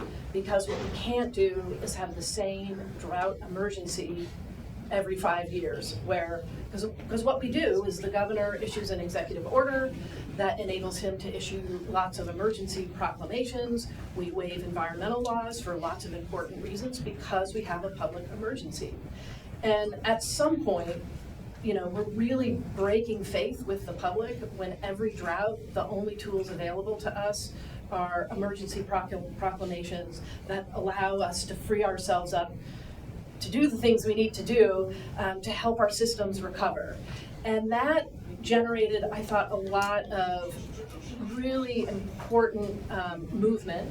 One was related to groundwater recharge. So the governor, in an executive order, made it a lot easier to manage and recharge groundwater when we had these big flood flows coming.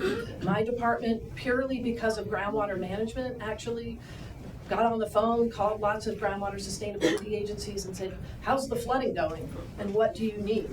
And so we implemented programs to, we called it rip and chip, where you rip things out, you till the soil, and you chip the remainders, but then you also use those areas for really important groundwater recharge. And lo and behold, what we know from NASA and their satellite data is we recharged, year over year, we recharged more groundwater in 2023 than we have seen in decades. And I think it's because we started managing our groundwater basins, as painful as that is, and we all became so awake to the idea of it's raining, that is our signal to prepare for drought. And when it's drought, it is our signal to prepare for floods. That is the new ethos of how we work as water managers in the context of this weather whiplash. And I do just have to point out, Westlands did unbelievable things with groundwater recharge, 450,000 acre feet, incredible, with noticeable immediate benefit. So there's a lot more of that needs to be done. We think our groundwater aquifers have about 8 to 12 times the storage capacity of the surface reservoirs in California. But surface reservoirs continue to be important. And I think one of the bigger challenges, and one of the big challenges down here at Metropolitan, I think, is how we collectively think about various water supply sources, that diversity of portfolio. But all those diverse sources have a degree of benefit. So, and that the degree of benefit that they present to the whole resilience strategy is different depending on the source.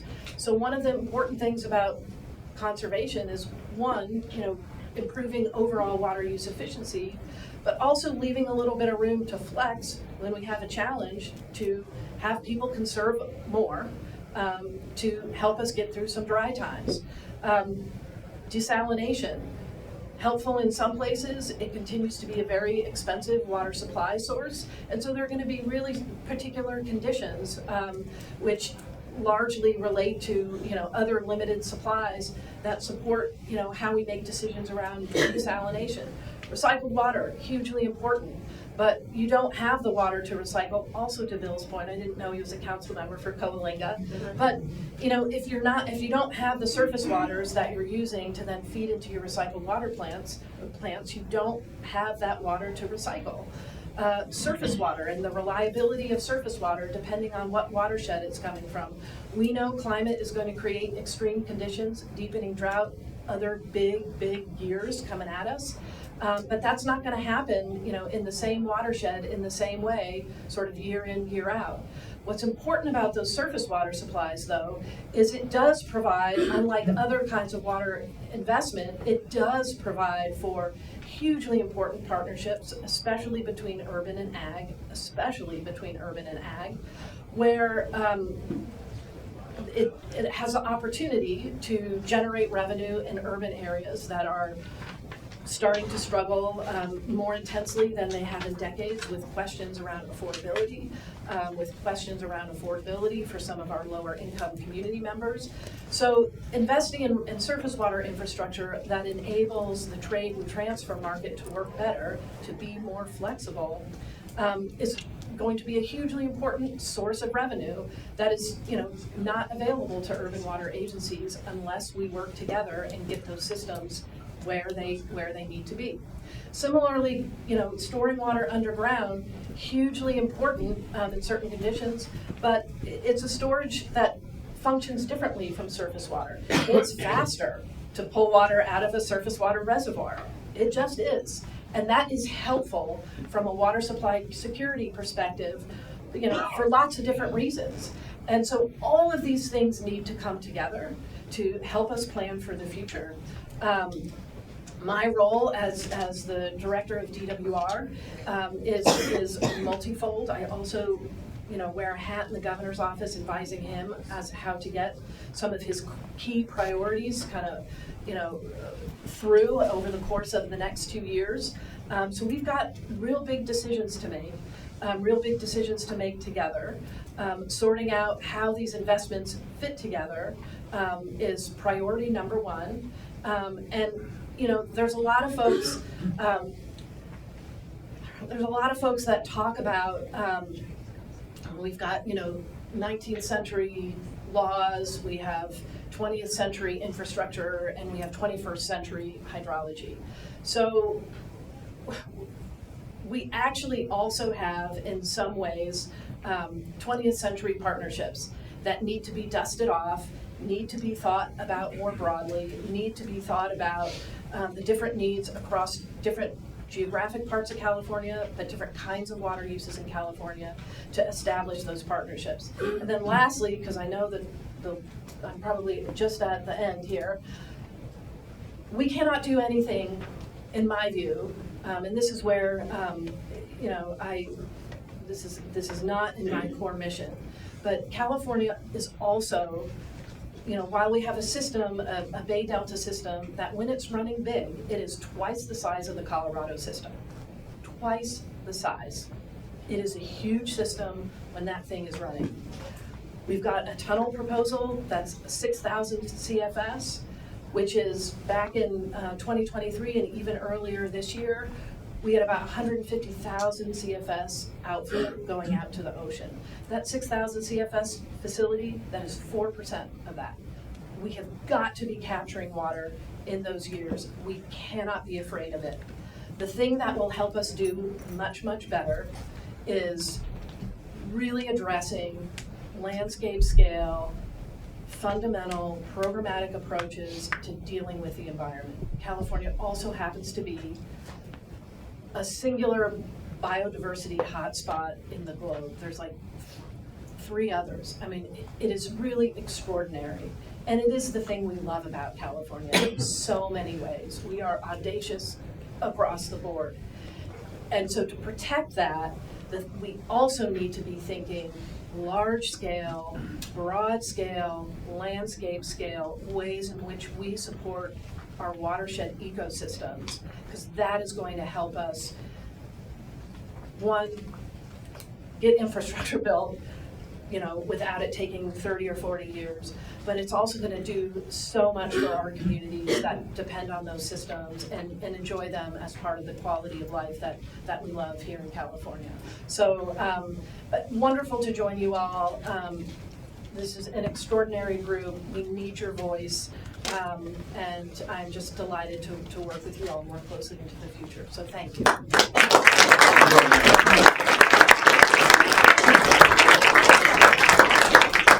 Thank you, Carla, first of all, for coming down and speaking with us. Very informative, hit the high points, collaboration, infrastructure, affordability, and more. And, you can only get this here, folks. So, again, thank you so much. Really appreciate you. All right. Can we ask a question? Sure. Sure. No, you can't, of course, absolutely. So I appreciate your comments, and thank you so much for mentioning what Westlands and what we were able to accomplish in terms of groundwater recharge. But like you said, it took an emergency declaration, which we're thankful for. But what can we do working together to make sure that we don't need something like that to actually be able to do the right thing? Right. So I am told as of yesterday that there is a bill that passed out of committee that really establishes flood flows, because that's part of the challenge when it floods, is like, well, whose water is what and how do we sort it out? And we do not have a water rights system that moves nimbly at all in those scenarios. So I think this is an instance where the legislature took a look at what was working under the emergency order and went ahead and provided clarification that I think is going to be super helpful. And all those painful conversations, Bill, that were happening in the moment, those go away. But it really is because folks were undeterred, and we had folks who were undeterred, because let me tell you, anytime it rains, the governor's office literally calls. The governor literally calls and says, what are you doing to capture this water? So we are now ready, and we now have those conversations every time it rains. And it sounds silly, and it sounds kind of strangely informal, but when I think about it, that is what it means to embrace, some people call it a climate emergency, but that's what it means to really embrace doing it different. And when it's raining, we're thinking about drought and moving that water in for drought. And when it's drought, we're making sure our systems are ready to peel off that floodwater, protect communities, peel off that floodwater, and get that done. Thank you. All right. So next, coming up next will be our second panel. I'm going to introduce the moderator, Director Scott Houston. Scott's been a stalwart and friend of mine in this space, educating us and me and making sure that we're on our toes, also investing in our work, and we're happy about that. Scott's an elected member of the Board of Directors for the West Basin Municipal Water District, and he was first elected in 2014, so he's been at this for a while also. He represents many of the cities in the South Bay and West LA, including Culver City, El Segundo, Malibu, West Hollywood. And he's immediate past president of the board, and he's the chair of the Finance and Administrations Committee, member of the Public Committee, and he served as board president in 2019 and 2023. So Scott, why don't you come up and call up your panelists, and you have the option, we can get you another chair if you want to sit down, or you can operate from the podium. I'll operate from the podium. All right, it's all yours, Scott. Thank you. All right, well, thank you, Kevin. I hope you can hear me all good enough with this microphone right here. So I was going to say, first of all, thanks for everyone who's here, let alone we're almost at the finish line, listening to these excellent conversations. And so let me go ahead and bring up our distinguished panelists for this awesome panel. So let's start with Maria. Moranian, I'm so sorry, I'm going to butcher that, who's managing partner of Cordova Corporation. Maria, I might have you all three sit up here, pick a spot that you like, and it looks like two of the mics are on. Let's see, we also have Dr. Robert Salcido, co-founder of Groundswell for Water Justice. We have Anatole Falogan, Assistant General Manager of the Long Beach Water Department, Long Beach Utilities. Technically. And we also have Dr. Greg Pierce, Director of UCLA Water Resource. So first of all, welcome to the panelists. Maybe give them a round of applause. Thank you so much for coming. I will just say a few light remarks, and then I want each of them, they're going to probably give a 2-minute intro of who they are and like a little spiel, if you will, and then we'll get into some Q&A and some discussion. So obviously, this is a panel on water affordability, which even in all the previous discussions, affordability was probably in the background, if not a little bit the foreground. One of the things I think is very important for all of us to understand and think about is what is affordability? And affordability means a lot of different things to a lot of different people. I don't think you can quantify it evenly, even in the areas where I live, right? The South Bay or some of the West Side folks, as well as other parts of our own county. So that's just an interesting dynamic that we all think about. And one other thing I will say before I open it up too is obviously the whole business model of water is changing. The business model of the water districts, the public agencies in particular, is changing because we're just not selling as much potable water for various reasons, including conservation. We've done a great job on conservation.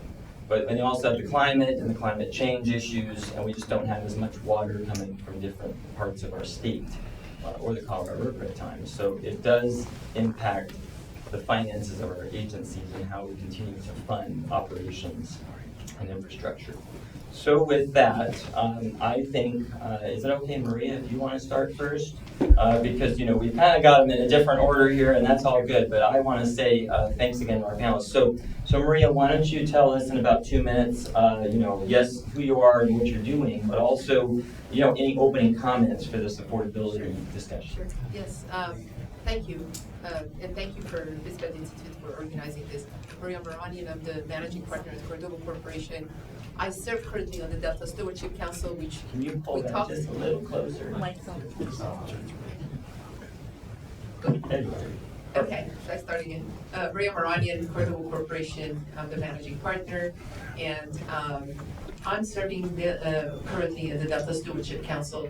Before I served 3 terms on the Water Quality Control Board in Los Angeles region. So very passionate about water, and at the time that I started my work in water, it was not as cool. Some of my friends said, "Tell me one more time, what is that commission that you serve on?" Because then there was no droughts, and people didn't worry about water that much. Yeah, that's a summary. My opening comments and thoughts, and we heard a lot this morning, and very, it's a good mix of understanding different viewpoints. I think the important thing right now is to understand that there is no one silver bullet, that we can't resolve this thing by doing one thing or making something just so ominous that it's going to resolve all the problems.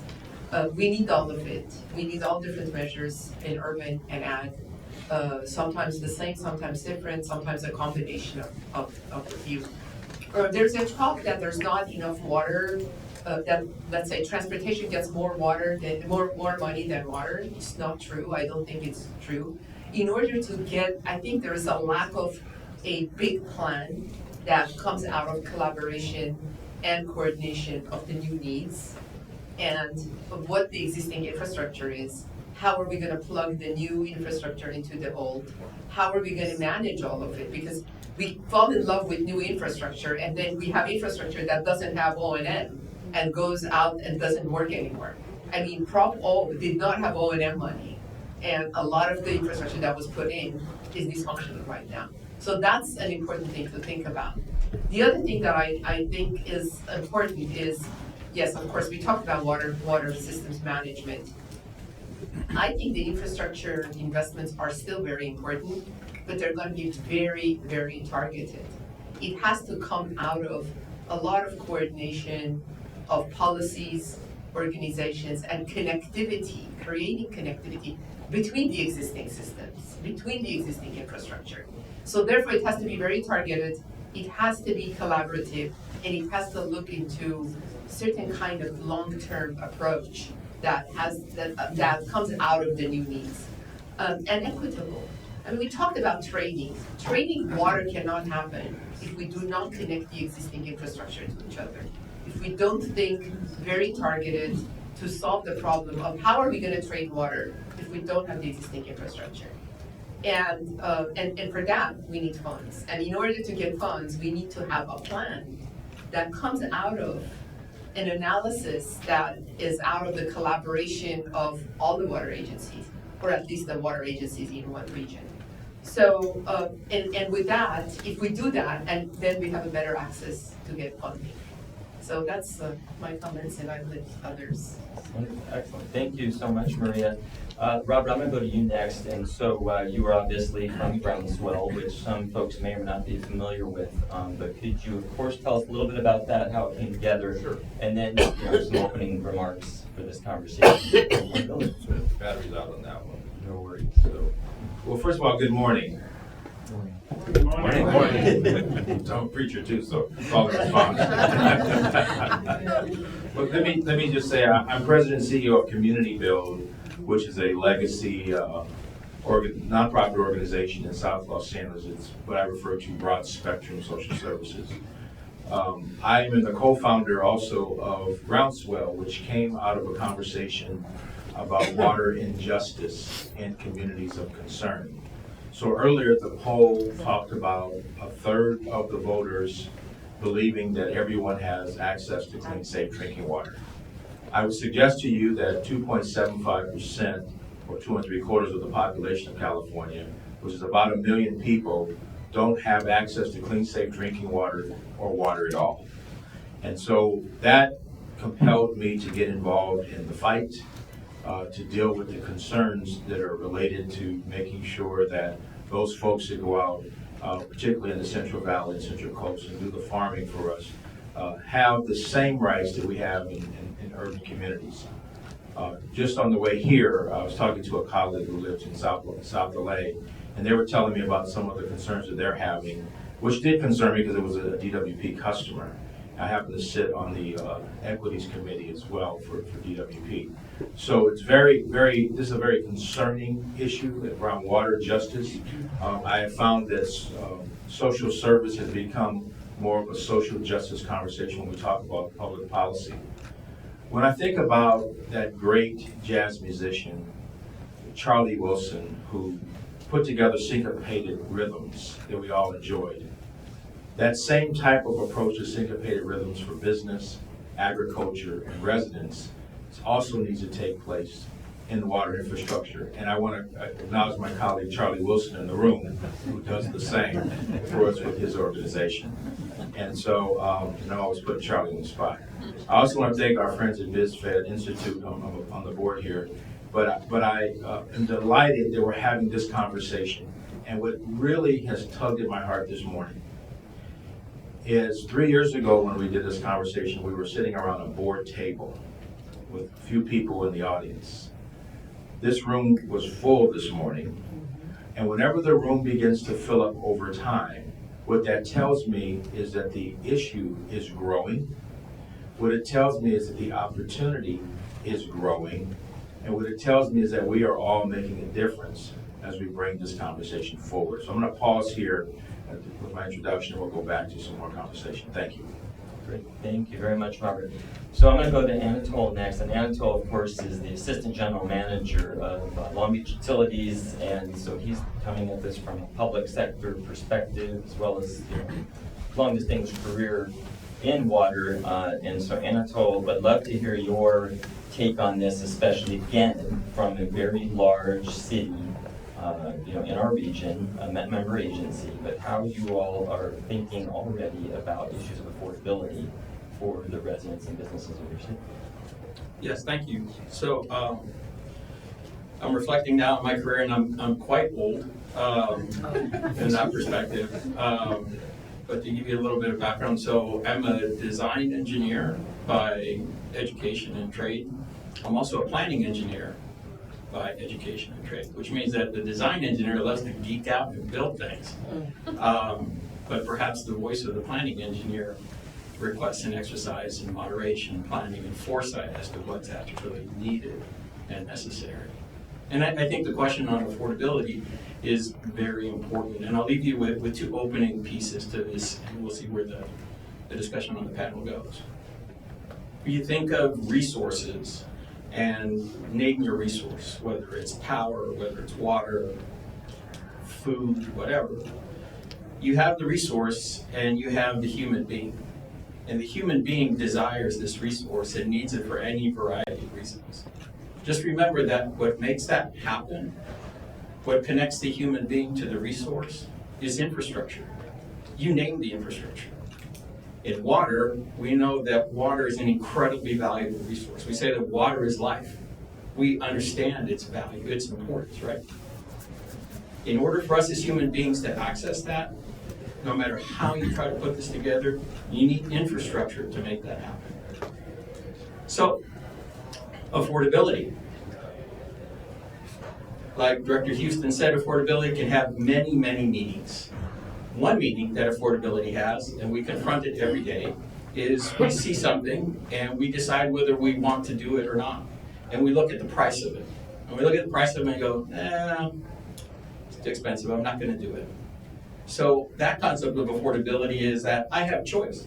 I simply choose not to do it because it's too much money, too expensive, I don't have the cash in my hand at the time.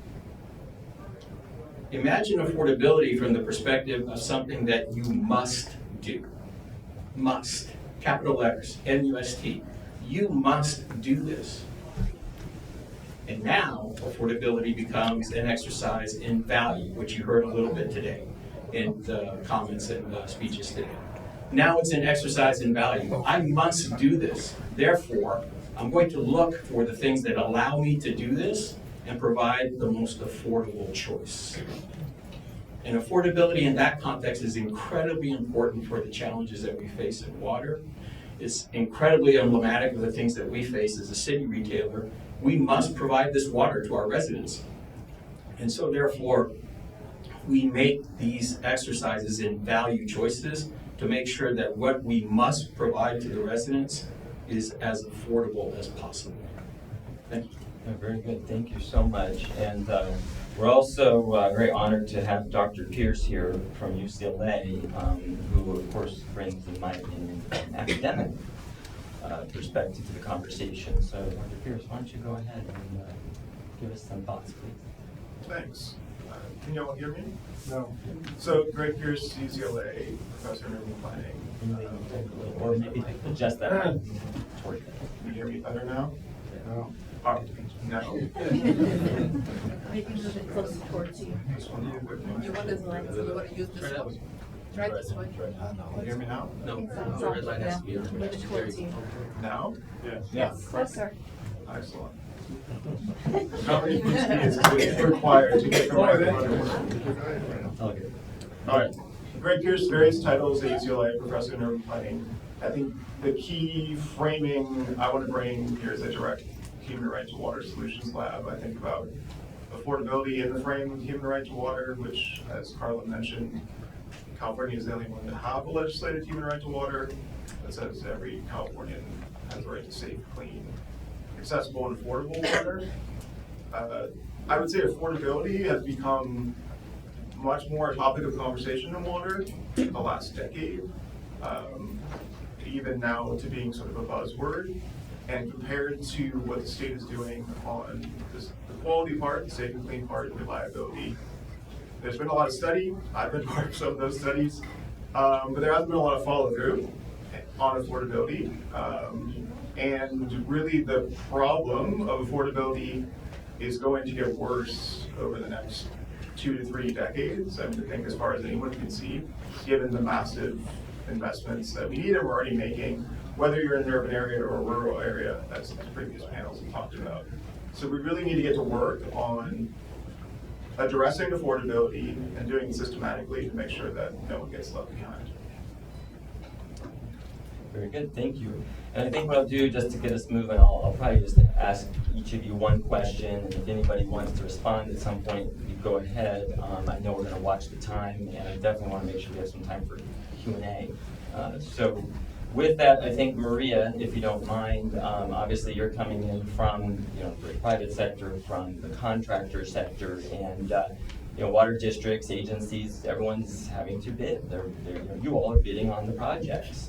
And so there's those cost estimates, but at the same time, the private sector, I believe, can do some of its own due diligence to help manage costs, because the costs will ultimately translate to affordability. So do you have some thoughts on that from your perspective? Sure. I think what we need, both in the public and private sector, is being very creative in how we create new infrastructure. Because the infrastructure that moves water is what is going to define the cost at the end to the user, or that's the bigger part of it.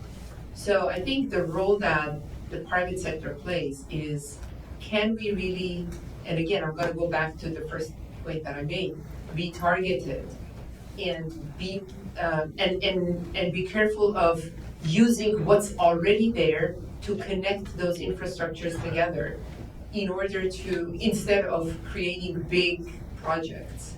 And at the same time that some of these projects are going to be, like the Delta Conveyance Project, can be large, but most of what we're doing has to be very well thought out in using and utilizing and recreating, redefining the existing infrastructure. That is going to drive the cost down of building. And if that is down, then the cost to the user is going to be lower. So I think the big responsibility of private sector and us as practitioners and consultants is to find those ways and be creative in that sense. And that is a change of modality of how we create infrastructure, how we build, how sustainable it is, how long-term it might be, how much it utilizes from existing. And when we need to make the big infrastructure, we need to do it, we will. But the first and foremost, most important approach should be utilizing what's all there, or redefining what's there, reusing what's there, and connecting it. And that's why, at the policy side, the collaboration of the organizations and the water agencies becomes so important. I mean, your water agency, you use so much of water from different agencies, right? Are you well connected? Can you connect better, both in terms of policy and infrastructure?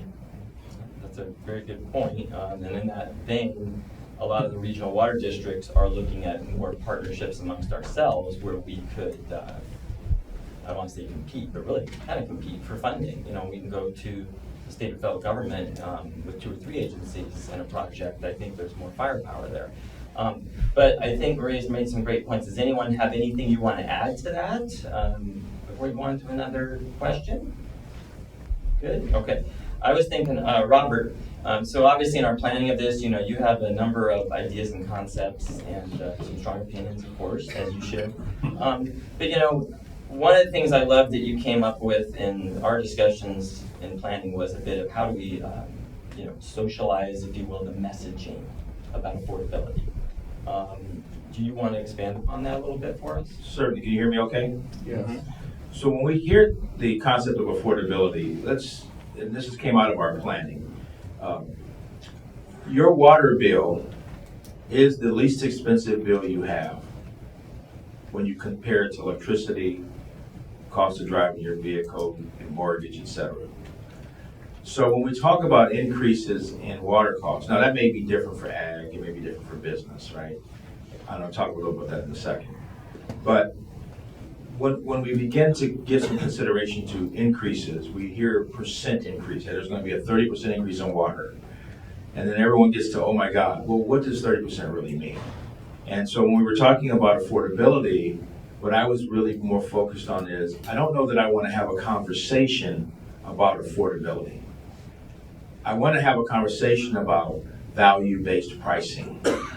And the value-based pricing, there's one conversation for residential, there's a conversation for the business interests in this room, and agriculture.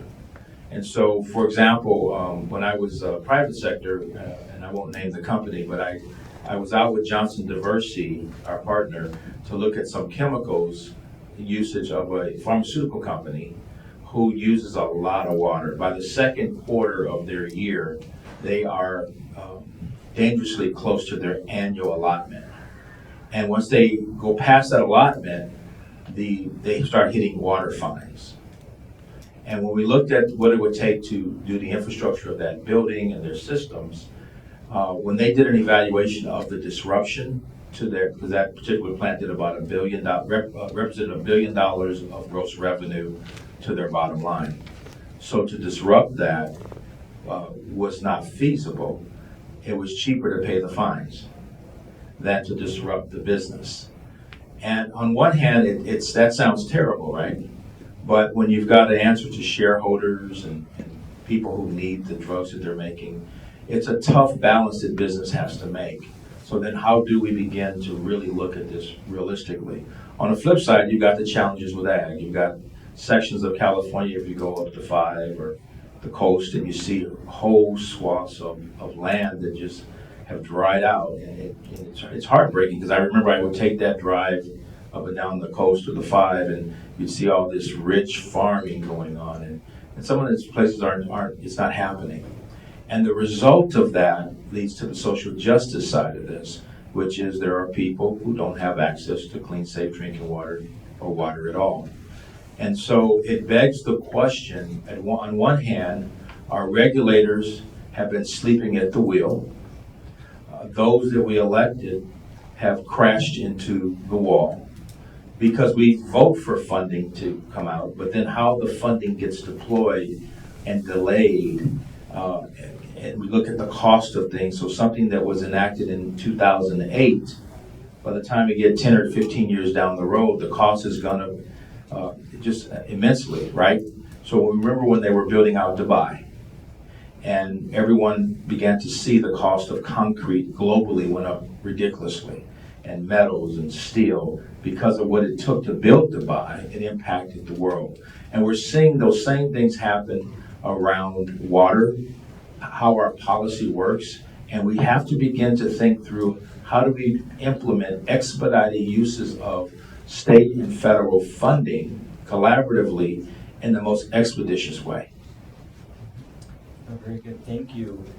Anybody have a response to that at all? Yeah, I just wanted to add, I mean, we had the two best examples. One was the water bond. When we had the $11 billion water bond and there was all this funding available, so much of it was left years after, because the way it was defined and how it became accessible to projects and agencies was so convoluted and so unclear that, and then later on, Prop O again. Prop O goes out and spends all this money and creates all this infrastructure, and years after, because it doesn't have operation maintenance budget, half of this infrastructure doesn't work again. Well, that creates cost. That's waste of funding. So saying that there's not enough funding or the adequate funding is one issue, but the use of the funding, one, and how it becomes accessible is an important issue. And we really have to focus on it, because I think, it's not very attractive subject matter, and we all want more money and wanted more infrastructure, but the reality is to dig down and see how the money becomes available, and what is our ability to create a kind of, let's say, pots and funds that do see the sustainability and long-term viability of this infrastructure. wanted to add, because I agree with you. Yeah, I was going to comment two other aspects to this issue of affordability, and we're discussing the value concept, right? First is when you're on an airplane flight and you've been flying in the airplane for a while and it's at steady state, and let's say it's a long flight, so you're there for a couple of hours, everything's fine, you don't worry. You're traveling at an incredibly fast rate, but you don't worry. When do you worry? You're worried when all of a sudden the plane accelerates, banks to the left, and starts going up. And you say to yourself, whoa, what is going on? And that's because there's this element in affordability that we have the value, we have the price, but as human beings, we're incredibly sensitive to acceleration and deceleration. So sometimes engaged in the discussion of affordability of water, we may engage with communities and populations, and we may say, hey, it's not that much, okay? It's gonna go up this much, and it's not that much, and you should still be okay. When we do that, and I know for us in Long Beach, we're also in a mindset to be sensitive that the rate of increase, if it's different from what it was before, if you've been doing things at a certain rate, and then all of a sudden you need to really raise water rates by a certain amount to pay for this infrastructure that I was talking about before, there's that aspect of affordability that is the acceleration, that communities are gonna react, and they're gonna say, something's not right here because of how fast things are changing, right? And then there's another piece to affordability that has to do, I lost my train of thought. So I'm gonna put it back to you, thank you. Well, I don't know, Dr. Pierce, do you want to chime in on this, or do you want a different direction, and I'll leave it open to you for a second. Sure, I can make a few comments. I think people have touched on just sort of a paradox in the water affordability conversation, because historically we've underpriced water. It's still arguably underpriced generally, but we have a growing affordability problem. Part of that is because, I think it hasn't been said, our drinking water systems are very fragmented. It doesn't look anything like energy utilities or other types of utilities. In LA County, we have 200 drinking water systems. In the Southern California region, maybe 600. Across the state, 3,000. And they all charge, and they have different costs. They raise their own revenues. There's some oversight depending on what type of system they are, but ultimately they can charge very different rates for the same amount of water, even if they're neighbors. Sometimes they can't do anything about that, but there's really disparities in what people pay for the same amount of water across systems. But also, as Anatole was saying, we just have this huge, in the academic language, an anchoring problem where we've let people pay so little for water for so long that, the pace of acceleration is something that they're not used to. I do think, I'd be interested to hear more from Maria, but I guess the way I've seen it, and the data I've seen, is we do also have an issue where in the 70s, the federal government was putting in relatively equal amounts of money into local transportation, energy, and water systems. But if you look at the chart, it's fallen off a cliff for water since the 70s. The bipartisan infrastructure law is sort of a drop in the bucket. But you continue to see much more investment from the federal government in energy systems, and also a sort of a willingness to pay and a socialization that we just need to pay dramatically more, which we will for power, over the next few decades, including with electrification. Certainly people have concerns about energy affordability, but the conversation is not the same around the core value. People seem to have accepted that. So I think we really need to learn from energy in that regard. Very good comments. Anatole. Yeah, as soon as you forget, that's when you start remembering what you were going to say. Exactly what this other element that just got raised right now was the second piece I was going to talk about, right? Which is, in many cases, this aspect of affordability has also to do with this critical aspect that water infrastructure, for a large part, not everything, but for a large extent, water infrastructure is funded through your monthly water bill. So every single concept of the need for infrastructure, whatever its particular need was, the belief was that the water bill would pay for it. And that's all fine and well when decades of discussion of growth had to do with exactly how we pay for things. But there's an important element going forward that you've heard in today's panels and discussion. Climate change changes everything. And for many people who are dealing with this through their water bill, they look at it, and those communities, some of them look at it and they go, I didn't cause climate change. You need all this because of climate change? I didn't cause it.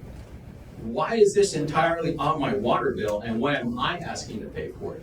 And you brought up a good perspective that someone once commented to me about something that predates me, was the Clean Water Act and the impetus that the federal government brought in incentives for treatment plant upgrades and treatment plants and new treatment systems and so forth to raise the standard of water quality across the nation.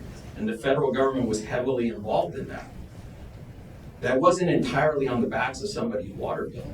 And perhaps going forward, at least some of the things that I know that we do in my community, we're always trying to have that different approach. Can we find other sources of funding to supplement what we're doing? Because if I try to put it on the backs of everybody's water bill, I could find that affordability question come circling back. This is a tough conversation, and once you really get things going, then you get, some dialogue. And I think that, and Greg brought up some great points too, which, by the way, we had this conversation just recently in West Basin, because, we're wholesalers, we have retailers, and literally depending on your retailer, you could live in one community and right next door you're getting a different charge for your water. So that's just the way the system is at this moment. I do want to circle back, at the end of the day, the way I view it too, though, is yes, affordability, and yes, it's just plain, can the people afford to pay that bill? And we did come out of the pandemic with a massive amount of water debt in this country, let alone in the state. Thankfully, in my opinion, the federal government's looking at this. Senator Padilla is running a bill. It can't just be left on us locals to figure it all out. It can't be left just to the state, and it can't be, we need the federal government's leadership.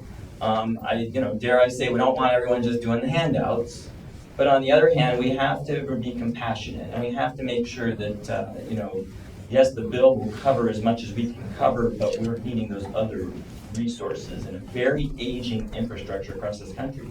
So with that, I'm just going to throw it out there to any of you who hasn't a thought on this. How do you get down to brass tacks of helping or making sure those folks can literally just afford that bill? There are the ones that it's never an issue.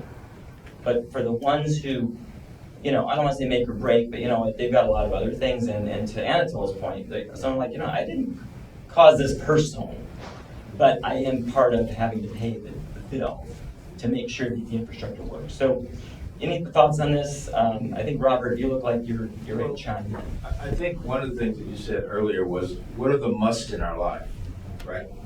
And water is a must. Try going without it for 2 or 3 days, you'll quickly understand that, right? And so,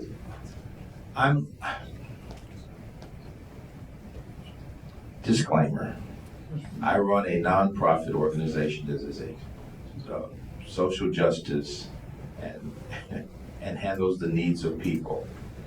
But I'm also a profiteer, so put that out there.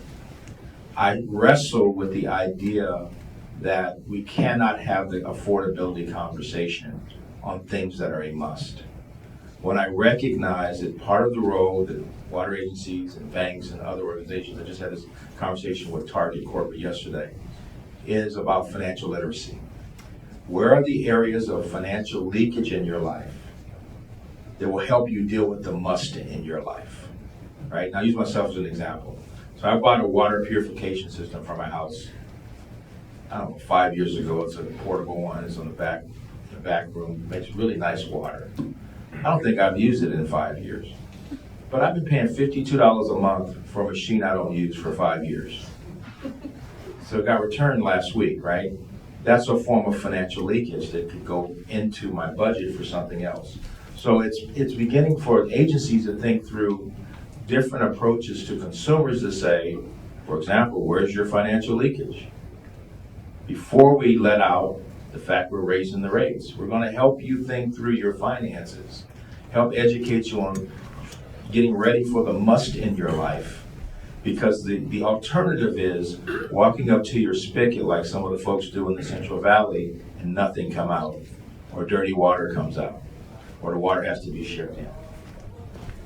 So forgive me if I sound insensitive.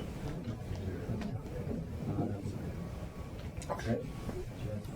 Sure. I mean, I could talk all day about this, but there's four major ways of barring rejiggering sort of the financing of systems and just lowering costs, which again, we don't seem to have something like solar in the water space that's better, can increase supply and lower costs. And we have, again, rising costs. Barring that, if you're in a local system, you have sort of four options to help people with affordability. First of all is rate structure. I know a lot of the big systems and a lot of the medium systems already do this, but structuring your rates so that the first tier, the necessary lifeline sort of consumption level is as affordable as possible. The second would be something, I think, somewhere in Robert's comments, helping people with leakage and with efficiency where possible, so they consume less, they pay less. But then you really do, it turns out, even if you do those things, you need low-income rate assistance. Again, we have an energy everywhere in California. Ironically, it's harder for the government systems and the non-profit systems to offer assistance because of our laws in California. But low-income rate assistance is offered by all the big energy utilities and by the for-profit water utilities pretty robustly.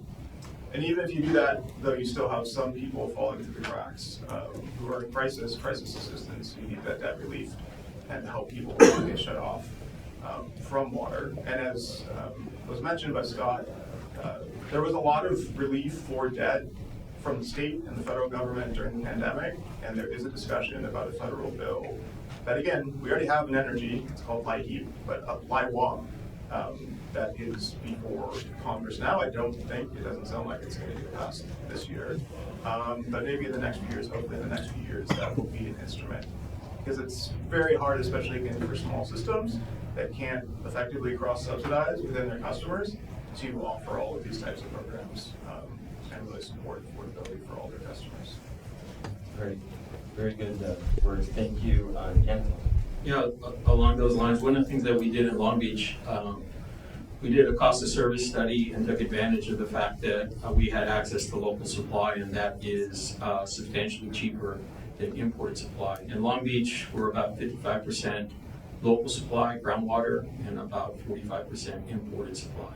So one of the things that we did is we went back in our three-tiered rate structure. We organized the first tier to be totally based on the cheapest source of supply. I'll spare you more of the details, but the net result of that is that when we did that restructuring, almost 80% of the residential bills went down as a result of that. And that created a huge affordability incentive for people as a result of the rate structure. The other thing is that it is true in the state of California, we are protective of cross-subsidization of customers. That's a benefit. Many people view it as a benefit. One of the things then becomes this challenge that we've been talking about on affordability. So we took advantage of the fact that we found other sources of revenue that were not rate-based. And the city attorney advised us that we could indeed target that non-rate-based revenue, which in this case was lease revenue from different pieces of land that we hold on to, but don't actually have full development, so we can lease uses. And when we do that, then that revenue becomes a source of low-income assistance. And then finally, for the discussion of affordability, again, at the state and federal level, is that elements of social justice, climate change, and these other things, they become difficult if I try to make it the purview of a water agency. Admittedly, it's hard to create that legal structure that says that that is my area to operate in. But for state and federal funding, that lines up really well with the mission of the state and the mission of the federal government. And more you're seeing opportunities come forward where the grant funds being offered are grant funds restricted to disadvantaged communities or underserved neighborhoods. And that represents a nexus and an advantage for communities and other forms of investment which can help with the affordability question.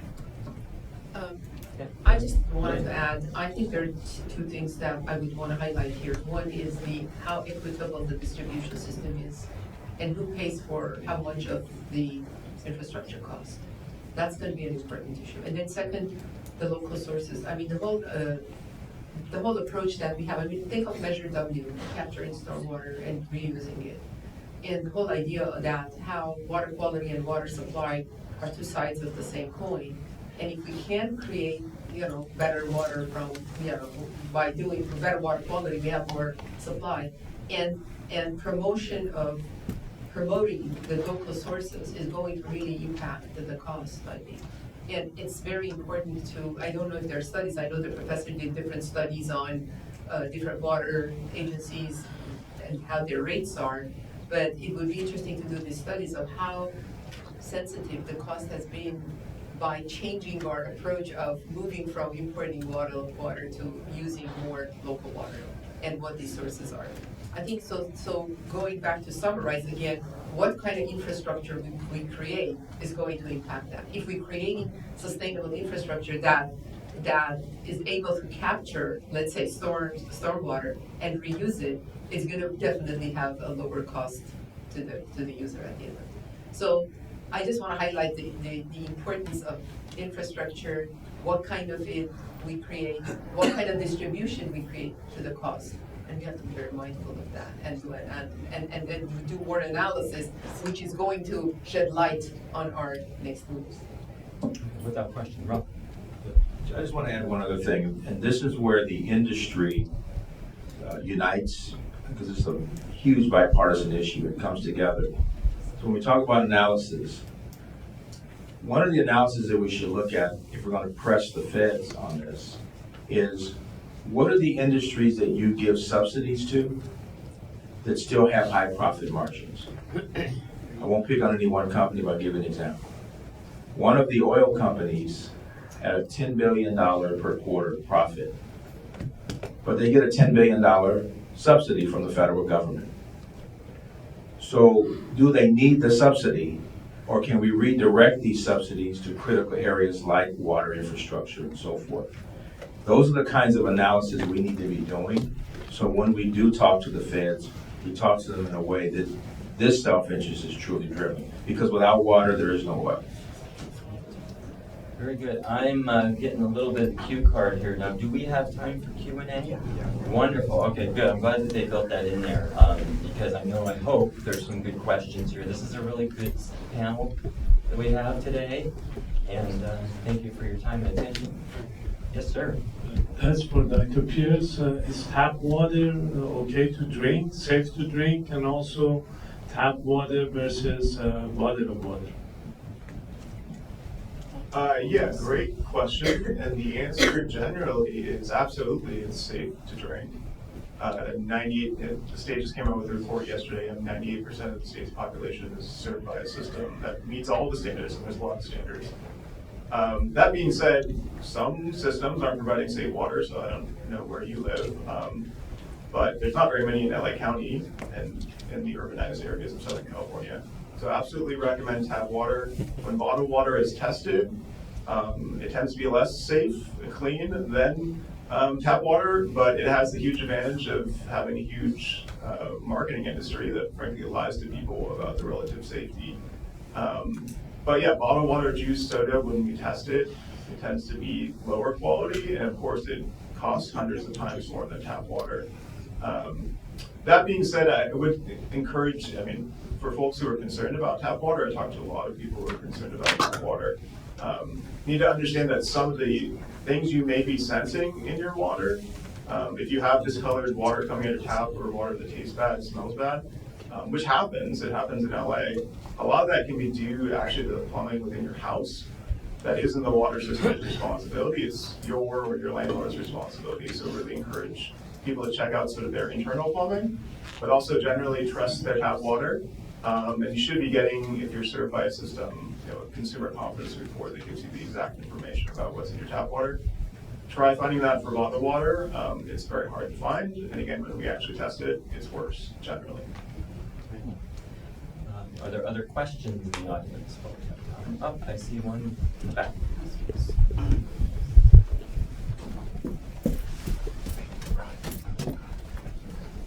Oh, hi.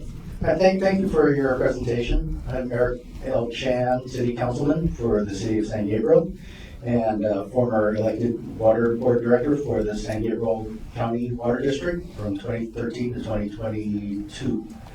Ms. Naismith touched on it a little bit earlier in her presentation, but back in 2014, California had that Proposition 1, which was the $7.5 billion water bond. And of course, it's really $15 billion, including the interest.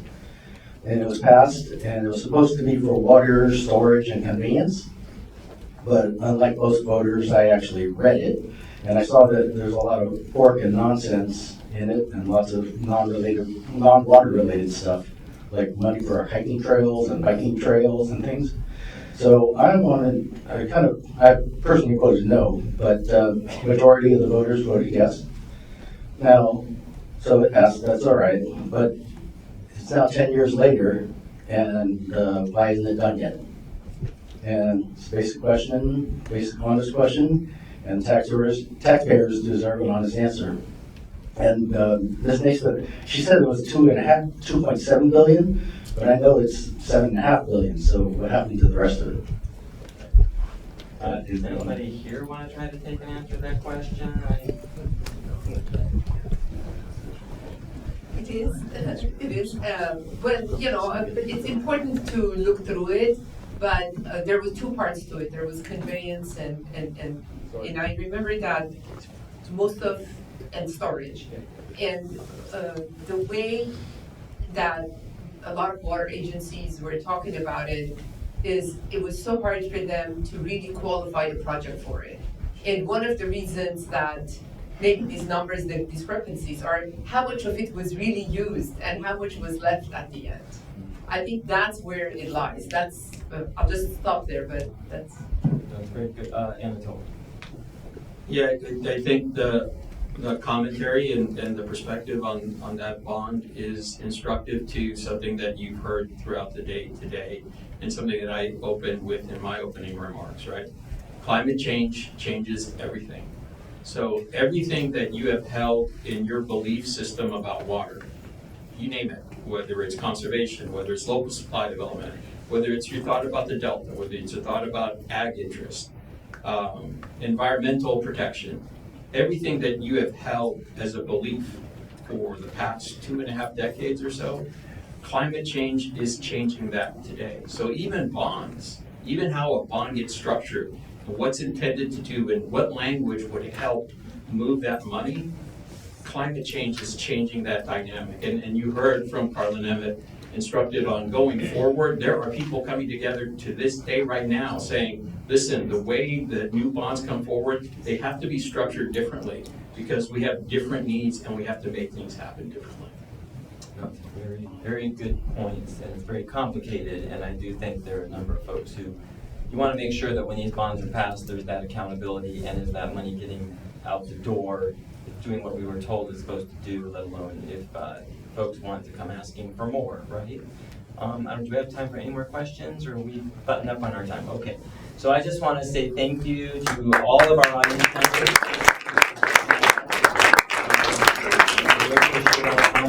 And I'm sure they'll stick around for a little bit if you'd like to talk to them. So thanks so much. Okay, panelists, first of all, moderator, thank you so much for coming down, sharing your insights, subject matter expertise.